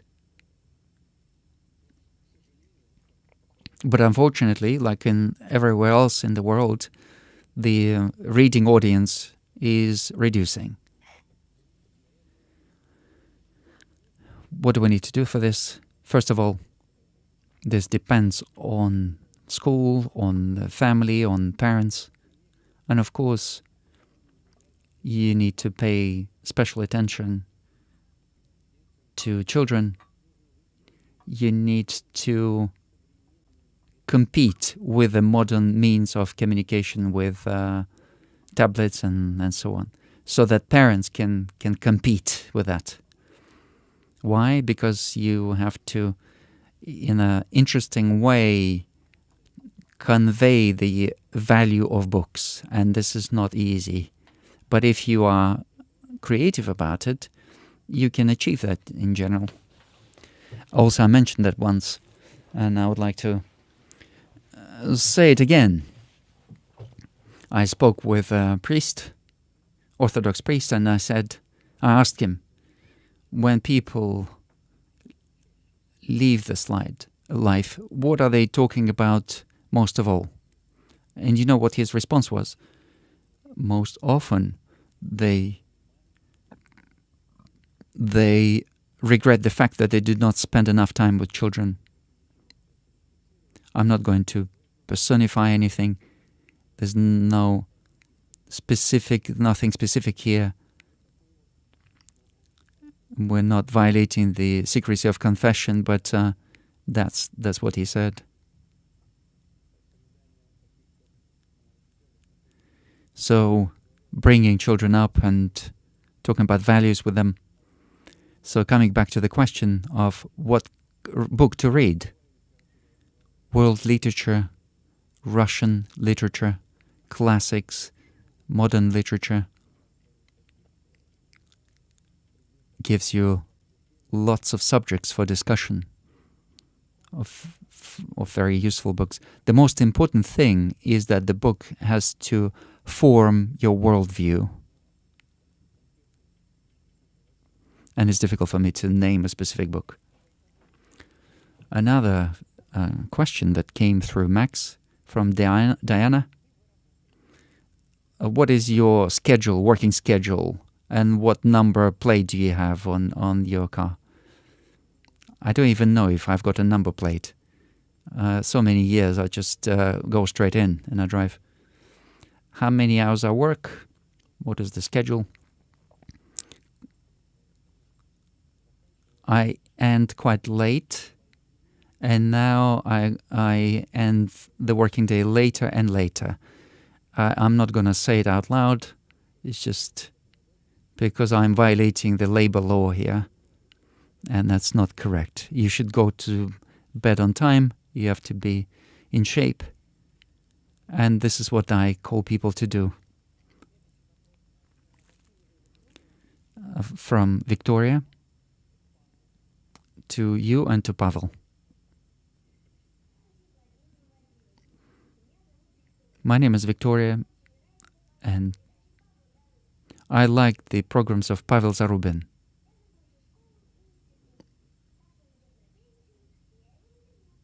And when Pavel is retired, then I replace him in the media. And please, you stay in power, and I will work with you.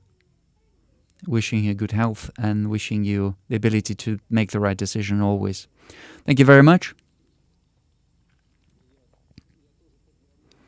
I also congratulate you. Happy New Year. Wishing you good results in school. Wishing you good friends around. So let's not retire Pavel. He is quite young. I've got another proposal. I'll ask Pavel, and he will take you in apprenticeship. He is a very young person, and he can do a lot of good. And when I retire, and if you go into his apprenticeship now, it will help you to enter journalism faculty of your university, and then you'll give some hard time to some government officials in the future.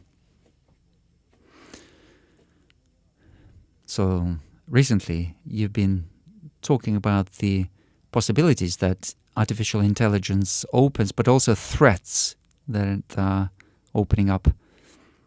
So there's another message from Max. What could be the balance between the modern technologies and developing independent thinking in children? We'll be grateful for your reply. And we are inviting you to the Future Point event in Yakutsk. This is a very current issue. The topic itself. Of course, there's lots of information. There are ways of resolving tasks and issues. You can resolve things using artificial intelligence. And of course, there's a danger that young people, school children, students are not going to think for themselves and they're not going to look for solutions, and they're going to just press the button and get a ready answer.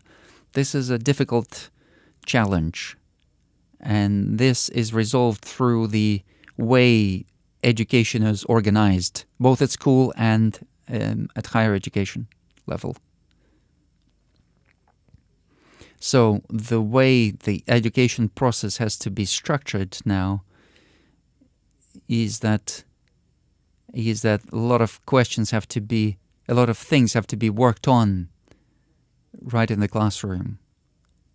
So the objectives that are placed in front of the student are being resolved right there in the audience, so that you have to use your brain, your thinking, and ultimately that development of modern technologies should not lead to a situation where part of our population is going to be a thinking population and another part will just take the easy route of using the correct buttons and intellectually degrade. So we should prevent that situation. And it's a big task for the system of education and also for the families.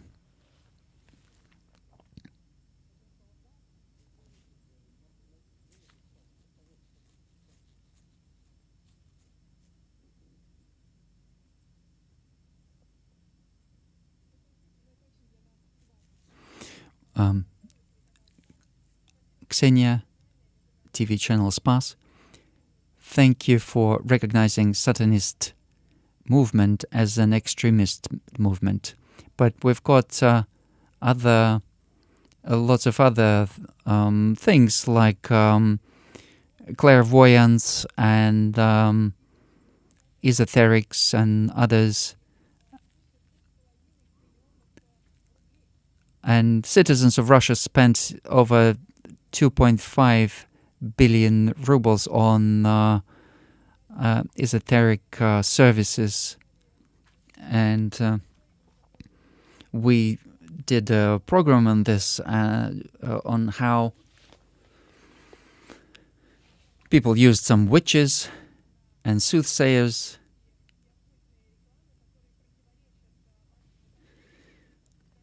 So your Decree 809, which is aimed at preserving the fundamental values. As for the decisions relating to the law and judiciary, you have to follow that. And of course I will look into it, and I will ask the specific bodies, controlling bodies, to look into this and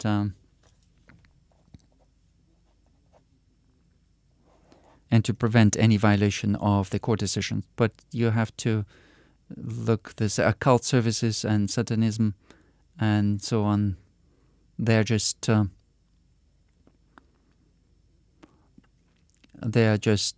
taking people into some darkness, literally and metaphorically, and they are harming their psychological state, and you have to fight that. But you have to do that very carefully, so that you do not violate the rights, human rights. So you shouldn't go overboard. But then you constantly have to analyze what's going on in this area. You have to react and you have to take decisions. Of course, we will deal with this, including your participation and media participation, and also representatives of our traditional religions and with the Russian Orthodox Church.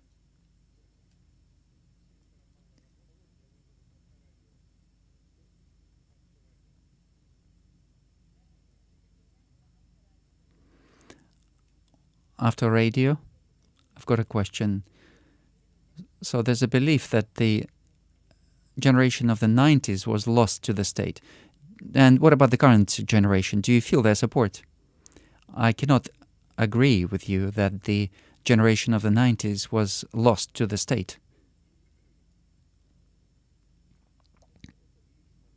This is an eternal problem of fathers and sons, and fathers and children. And there's a Turgenev book on this, fathers and children, and it's always been the same. Everyone said, oh, when we were young, and now it's not the same. Listen, after graduating, I went into service, into security services, and I quite quickly moved into the system of foreign intelligence of the Soviet Union.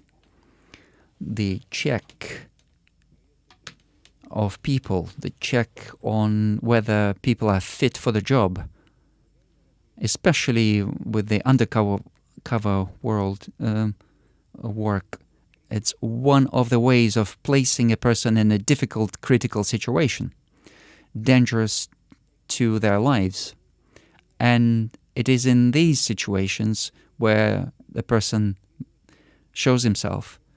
Yes, for older generations, behavior of the younger generation looks like, questionable, and then they have a problem with that.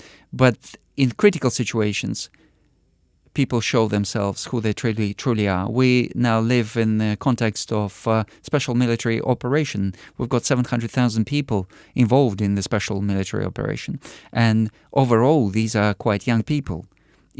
And also, among others, representatives of the generation of the 90s.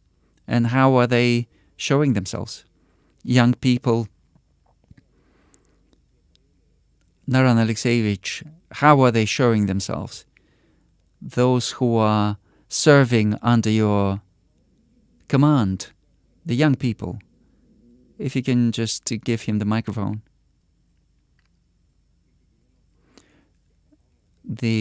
It's the core. The 90s, people of the 90s are the core. They are the heroes.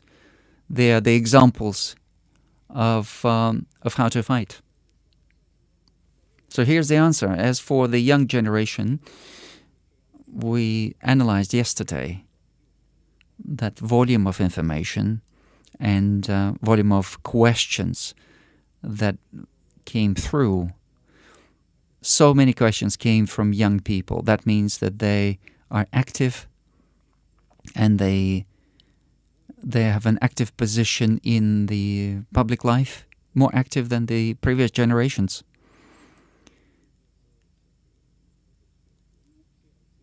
So also you in gray jumper, yeah, please.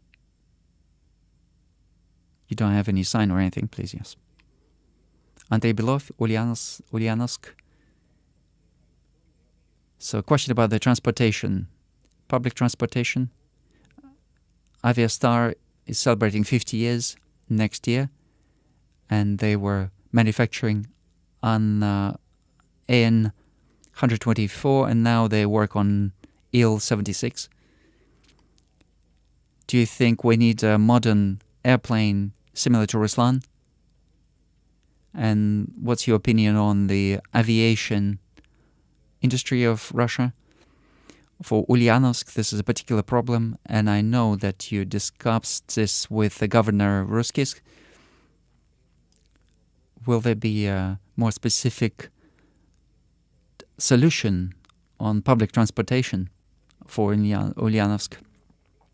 We've got a whole program, and we continue that work to support procurement for different regions of the Russian Federation for the public transportation sector. This has always been considered as a measure to support car manufacturing. As for transportation in Ulyanovsk region, I promise I will talk about this with governor. It's difficult for me to now say exactly specifically what needs to be done in Ulyanovsk region, but we will definitely discuss this with the governor. And if there's a need, then we'll provide support. As for aviation building, this is a very current issue, current topic. It's an important question. We've got good traditions in aircraft building, both military aircraft and civil aviation. The question has always been that civil aviation has been a derivative of military operation, and military operation has got a completely different approach in terms of life cycle, in terms of noise, in terms of consumption of fuel, and so on.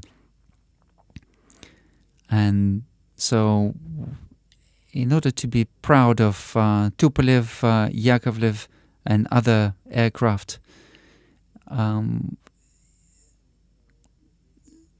we need to create a situation where we have civil aircraft and built as civil aircraft. Now we definitely need a civil aircraft, and the growth of prices for flights. This is a consequence of the shortage of civil aviation aircraft. The Western aircraft that was supplied as a result of political reasons. These companies took decisions not to cooperate with us, and this is bad for them because that undermines their reputation.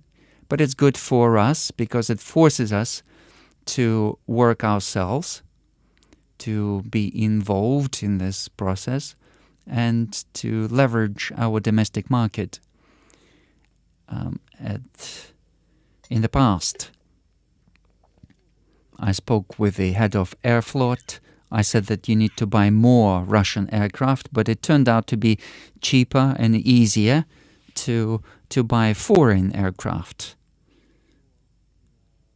foreign-made aircraft. And MS-21 is a very good machine, very competitive in terms of world market, and Superjet 100, completely localized, very important. And we need our own manufacturing for regional transportation, and we will work on all of this. Do we need airplanes like Ruslan? Overall, yes. Il-76, modernized. We need to develop that. All of that is needed. And then this high technological manufacturing requires high level of cooperation. So that's an area for additional solutions. But of course we will be working with this, and we wish Airstar every success. So we've approached 4 hours. So if we give Dmitry Sergeyevich, we have approached 4 hours, and that is a record time.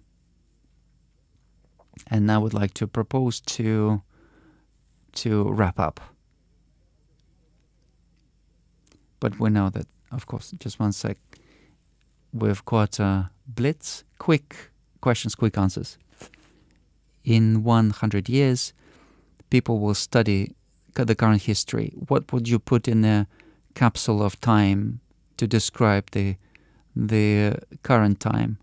Wow, that's not a Blitz question. You need to think about it. Of course, every one of us thinks about the future of our children, our grandchildren, about the future of our country, myself included. I know what needs to be said, but all of that needs to kind of be put in order. But maybe let's try. Let's see how it comes out. If we take a pen and we write down, those who lived in Russia,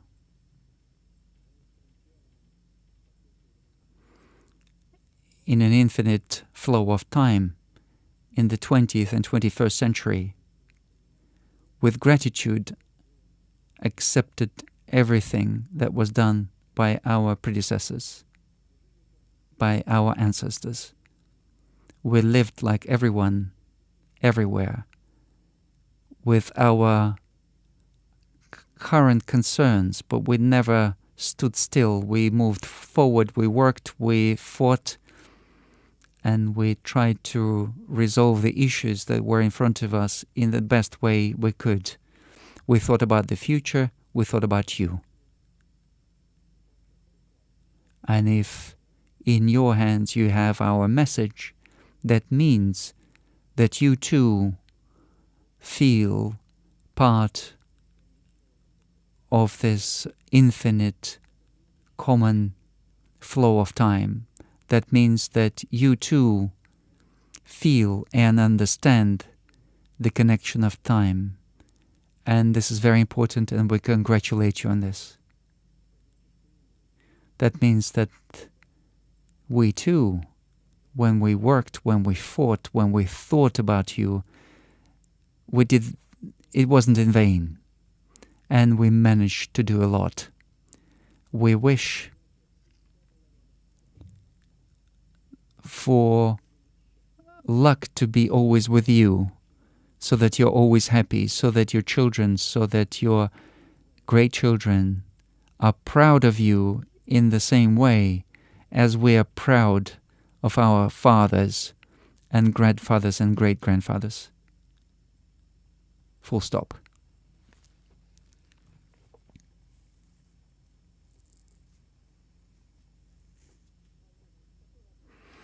Mr. President, do you collect material for future memoirs like other leaders? No. I think you just need to work. Memoirs are evaluations of your own work. I think let others evaluate my work if they decide that this is this is necessary, and of my team as well. You talk about the successes of the country. Can you talk about your own successes? You can't talk about successes of the country separate to your own successes.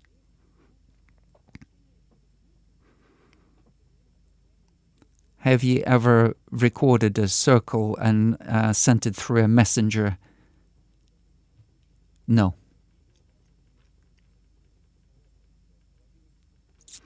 I've seen your Kremlin flat, and it's all quite basic.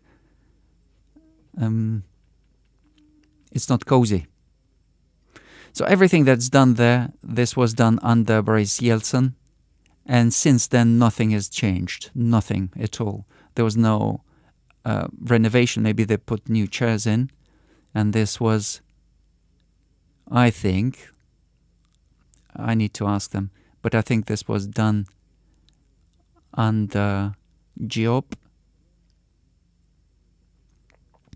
because the supervisors of Kremlin, they want a particular style. They want to preserve certain things. So you can rest there during the day if there's a need. I doubt that Yeltsin stayed over at all in that flat, but I practically live there. But this is just the circumstances. I'm happy with everything, but I think the coziness is created by people.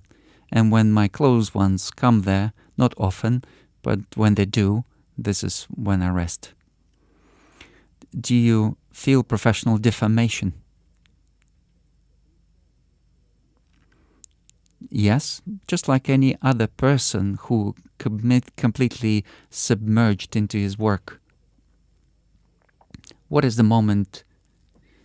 moments of the past year you remembered best of all, and which ones you would like to forget? You know, I have a feeling that the new year that we're celebrating, that we celebrated last year, was like 2-3 weeks ago. And I'm not even exaggerating.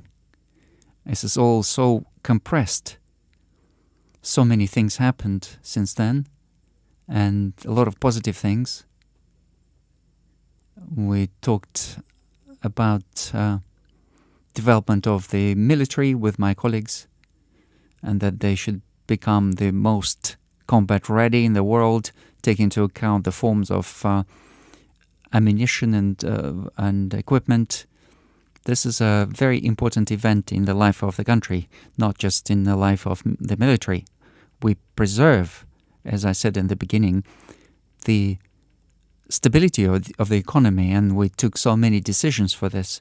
All of this are positive things. As for things I would like to forget, I've got a special attitude towards this. If you want to forget something, that something did not go right, then something did not work out properly, you should not forget this. You have to make conclusions and correct those mistakes. What do you have a characteristic about yourself that you don't like? People ask. I understand. I'll try to answer. All my life is almost transparent, and saying where I've got good qualities or bad qualities, it's just a reason for people to have unnecessary discussions. Let other people make their own conclusions. Of course, I've got my own qualities as any other person. Do you have a true friend?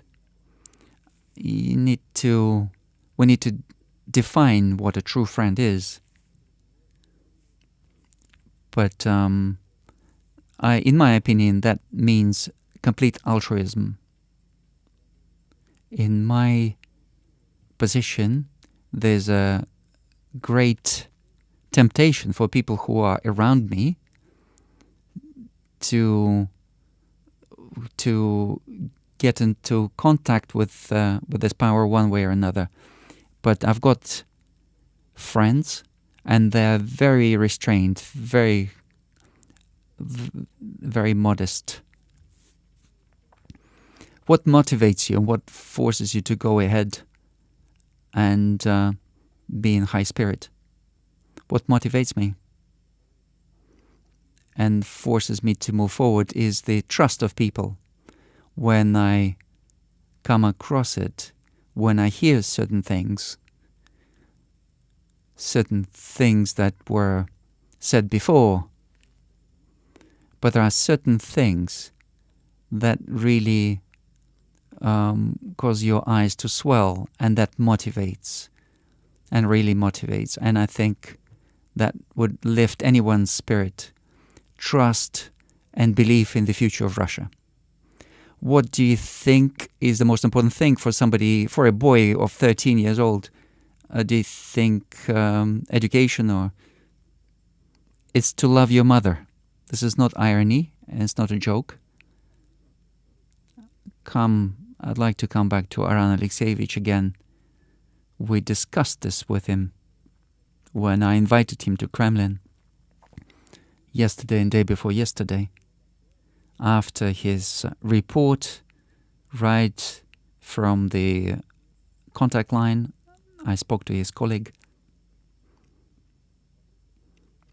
I said, do you have any questions, of any practical questions? So I understand that if you are in contact with somebody, then you have to kind of help them. And we spoke to him. I said, what did he ask? And he said his mother is elderly. She's got some issues with health. Can you help my mother? So look, that attitude towards the mother is not just an attitude of one person to another. This is a worldview. People with such approach, with such values in life, become heroes of Russia.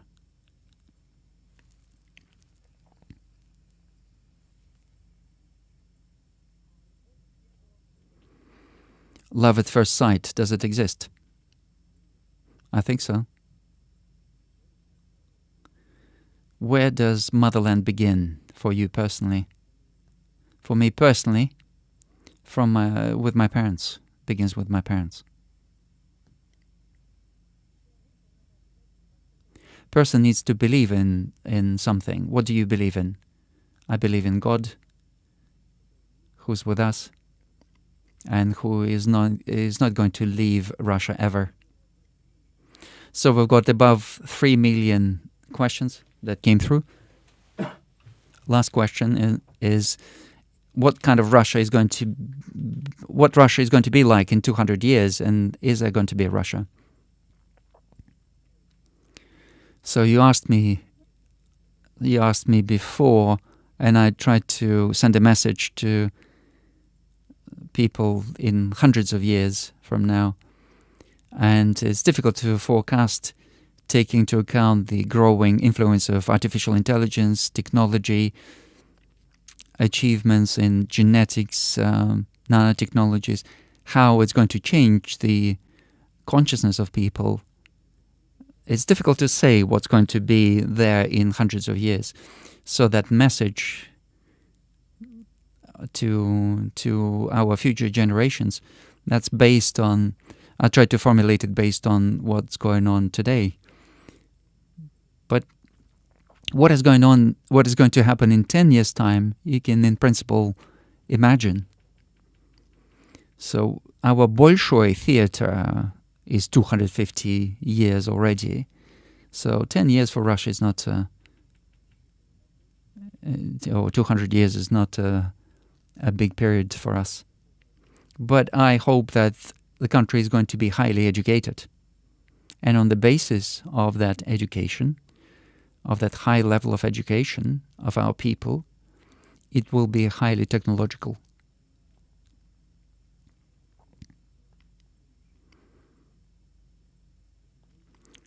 With the help of these technologies, it will resolve all issues that are in front of us in economy, in healthcare, in social policy.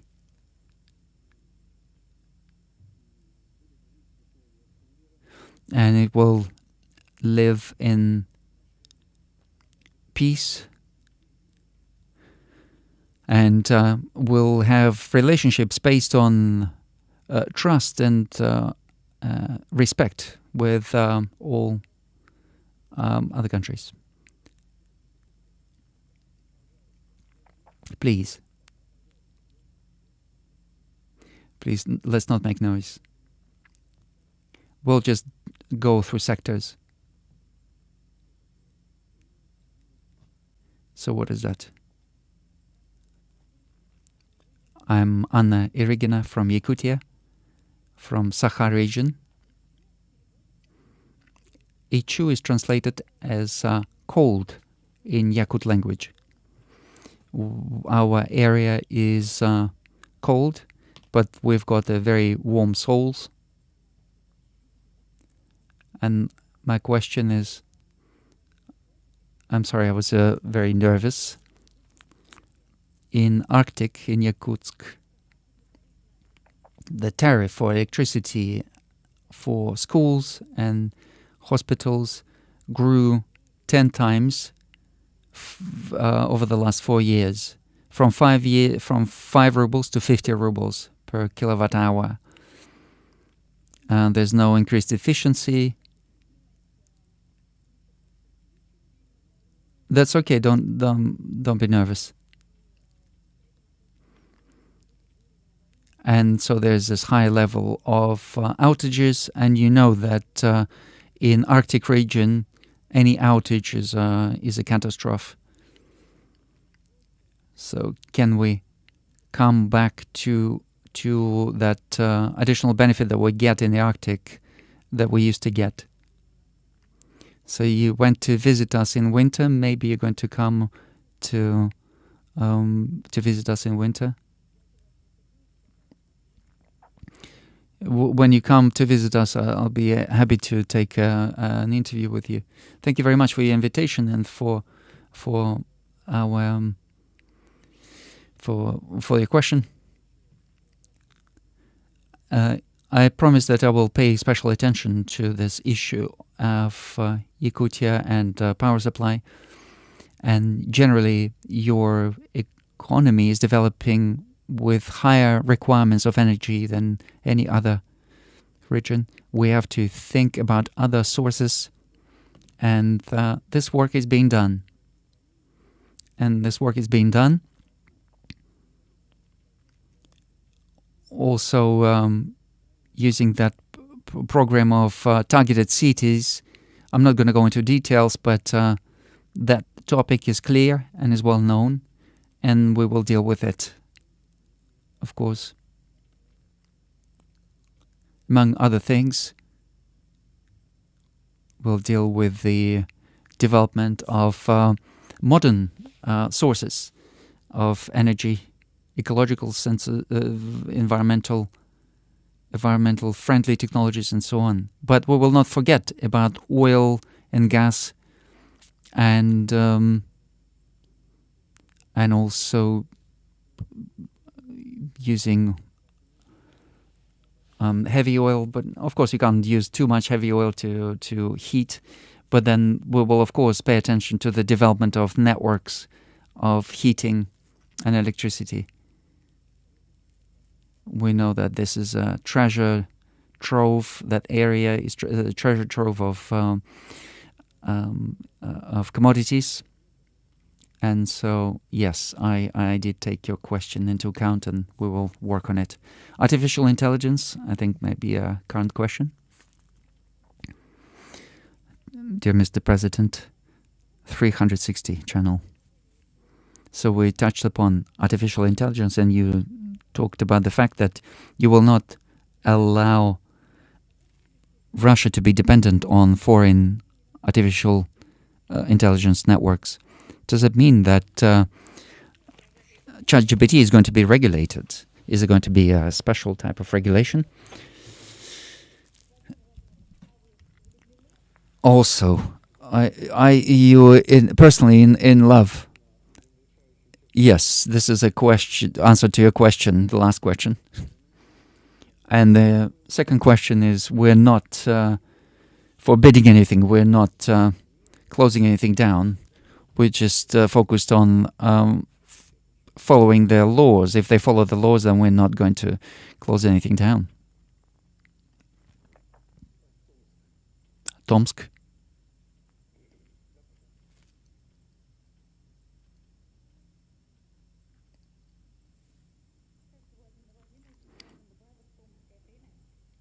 Mr. President, Tomsk. So tomorrow we'll have a end of the competition for the of our student city. We've got lots of young people. Every 7th person in our city is a student, and we can applaud Tomsk. And it's the last day of voting. Tomsk is really a student city. Have you voted? You yourself voted, of course. We hope so. But despite the fact that our city is a student city, there's a shortage of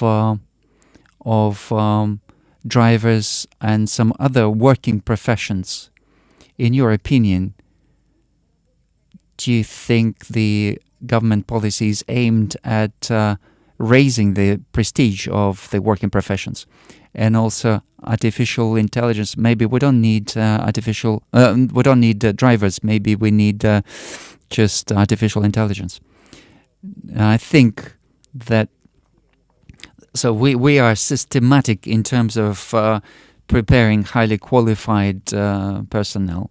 I don't even want to go through this extensive list of measures that we are taking. These working professions are rising in their status because they become highly technological. This is an important area. We will continue to conduct those competitions, and we will continue to merge education and practical application, and we will of course involve business owners. They are the most interested in that subject, so that the young person could study but also work at the same time.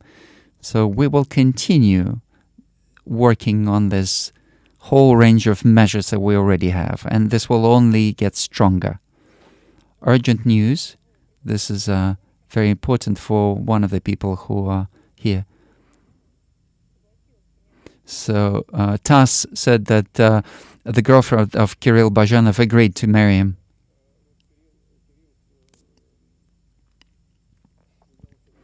Kirill asked a question about the material side of things. And that's, of course, correct. A man should think about contributing materially but so we'll just take a hat and we'll go around and we'll at least get some money for your wedding. So we've got Other Ukraine. Even though we spent some time on Ukraine, but we haven't spent any time on Other Ukraine. Galina Merkulova, International Movement, Other Ukraine. Question about Ukraine that directly relates to our motherland. The words of Trump that Zelensky is using war in order not to conduct elections, and in response to this, Zelensky said that he is going to be ready for elections in 60 to 90 days. But he's destroyed the country, and there's violence, there's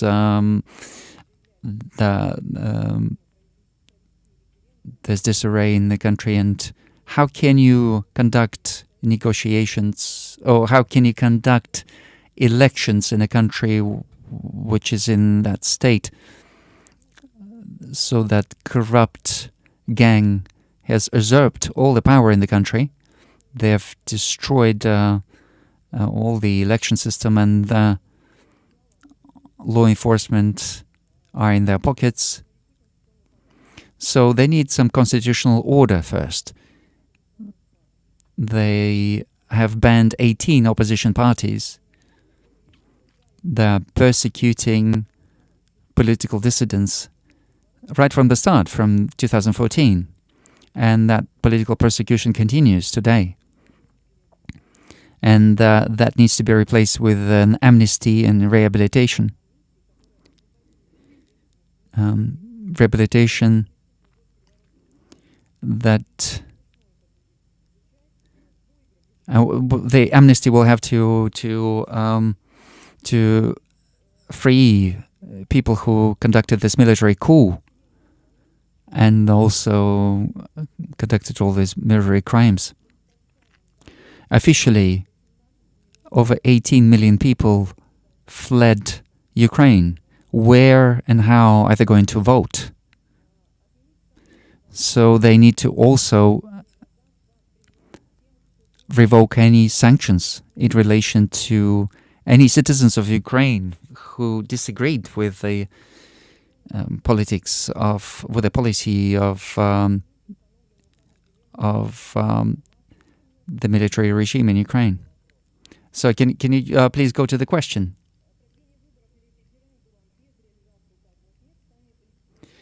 So conducting elections without referendum in the country will be legitimizing the illegitimate power. So in March of this year, you proposed a solution to introduce a temporary government in Ukraine under UN, US, Russia, which would create conditions for democratic elections. Do you continue to support the temporary government in Ukraine if conditions are not created for... will you recognize the legitimacy of elections? So I will try to be brief in my response in terms of elections in Ukraine and conducting some external, introducing external government. So this was voiced by myself, but this was hypothetical and general if there was any will among other forces from the Western countries. But as far as elections are concerned, we hear about the heads of this regime that they insist on Western countries, United States, for the period of elections, and it's allegedly they are ready for elections to ensure security. What that means is stopping military action. I would like to draw the attention of the Russian audience to the fact that we did conduct elections, presidential, municipal, regional. In September we had another round of elections. Who was providing security to us? No, it was the opposite. They tried to undermine it and undermine the stability.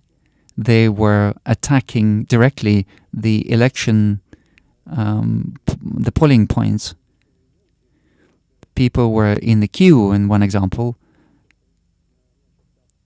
to vote, and there was shelling, and people went underground into the basement, and then when the shelling stopped, they went back into the queue. So we did what we felt was necessary. And today's representatives of Kiev regime, if they wanted to, they could do the same. And if they want to use the elections in order to stop the forward movement of the Russian military, that's the wrong choice. Nevertheless, maybe I'll say something that's unexpected. We are prepared to think about the question of ensuring security for the time of elections. At the very least, we could stop attacking the territories on the day of elections.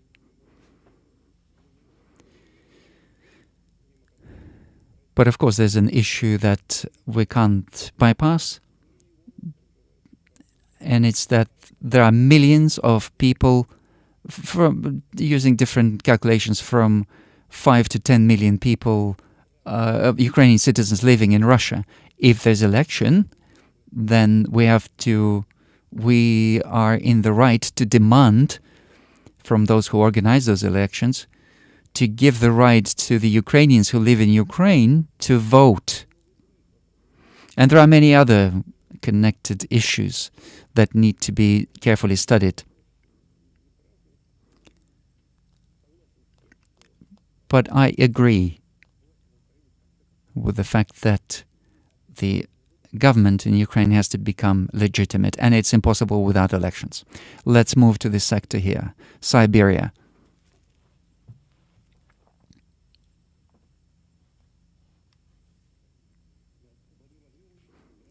Mr. President, good afternoon. Denis Shaluta. I'm a blogger from Siberia, and I cover political, economic news and development of Siberia. From September of this year, we have active rumors about creating of center for processing rare metals and precious metals. Is this, the perspectives are colossal here, and we can talk about the fact that at the level of the government of Russia, there's a political will in order to implement this project. This is a very interesting project, and the question is the right one. These plans were formulated back in the Soviet times.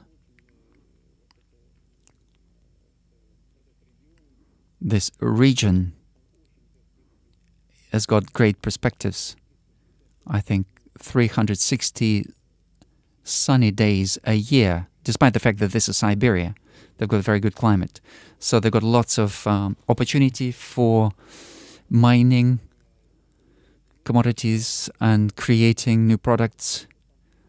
And overall, they've got good logistics. And of course, this cannot be resolved, all of that cannot be resolved in such a way as it was done in the Soviet Union through Gosplan and through targeted financing. This has to be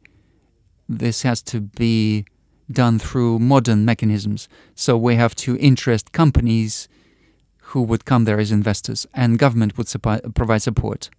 Overall, such work, this opportunity to implement or to realize that kind of a project in this territory, this work is being done. And of course, it's the potential investors that have to take part here. And the government has to provide support, provide certain services, and provide logistics, and help in creating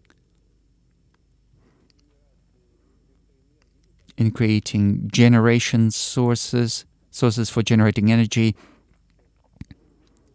So there might be a large-scale, historic-scale objective that could be realized there.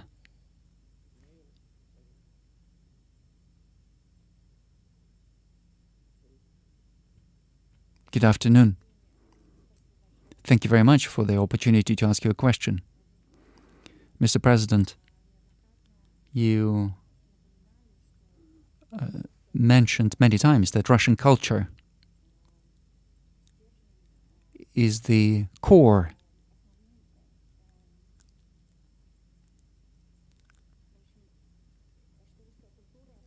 that the Russian culture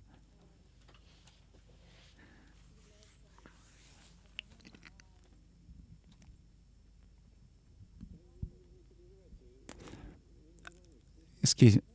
Yeah, don't worry. Don't rush. That this is the main source for developing the Russian culture and the diversity of the Russian people in Russian Federation.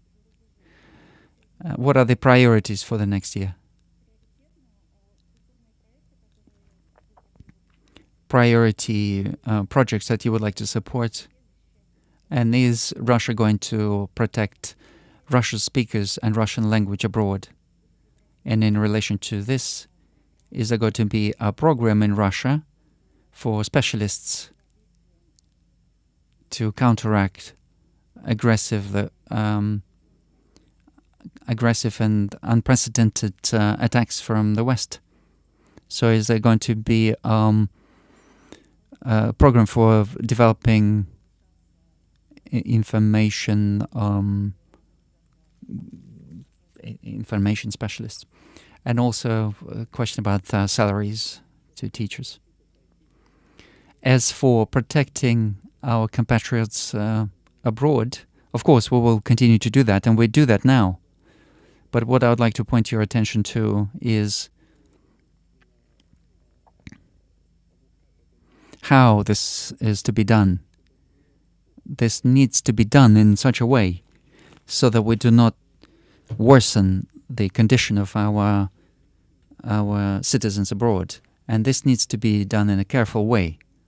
And preparation of information war specialists, that kind of doesn't quite tie in with this.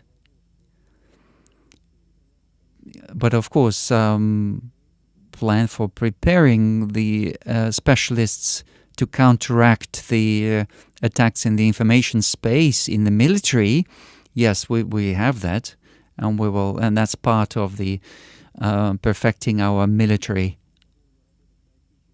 As for working with our compatriots overall, yes, that is being done, and we'll continue with that. But of course here, we have to introduce many new tools so that it's effective, so that it's reaching its final destination, recipients. There are many separate significant projects relating to culture. I don't want to highlight any of them because that will create an impression that some of them are more important than others. But the fact that we're going to support them, then there's no doubt about it. VSM Scorest.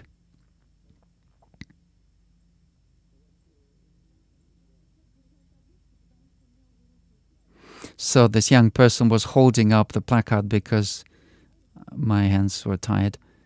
So I drew this placard after my colleague asked you the question. Thank you very much for M12. So we're driving really fast to Kazan, and we drive with children, but nevertheless, we always want a bit more. High-speed motorway. And there are different discussions. They start, then they die out. Railway. Do you mean railway? Yes, we will build. So there is some design work that is being done already. Moscow, St. Petersburg, and Moscow, Kazan. This will be implemented. Thank you very much for this joint work.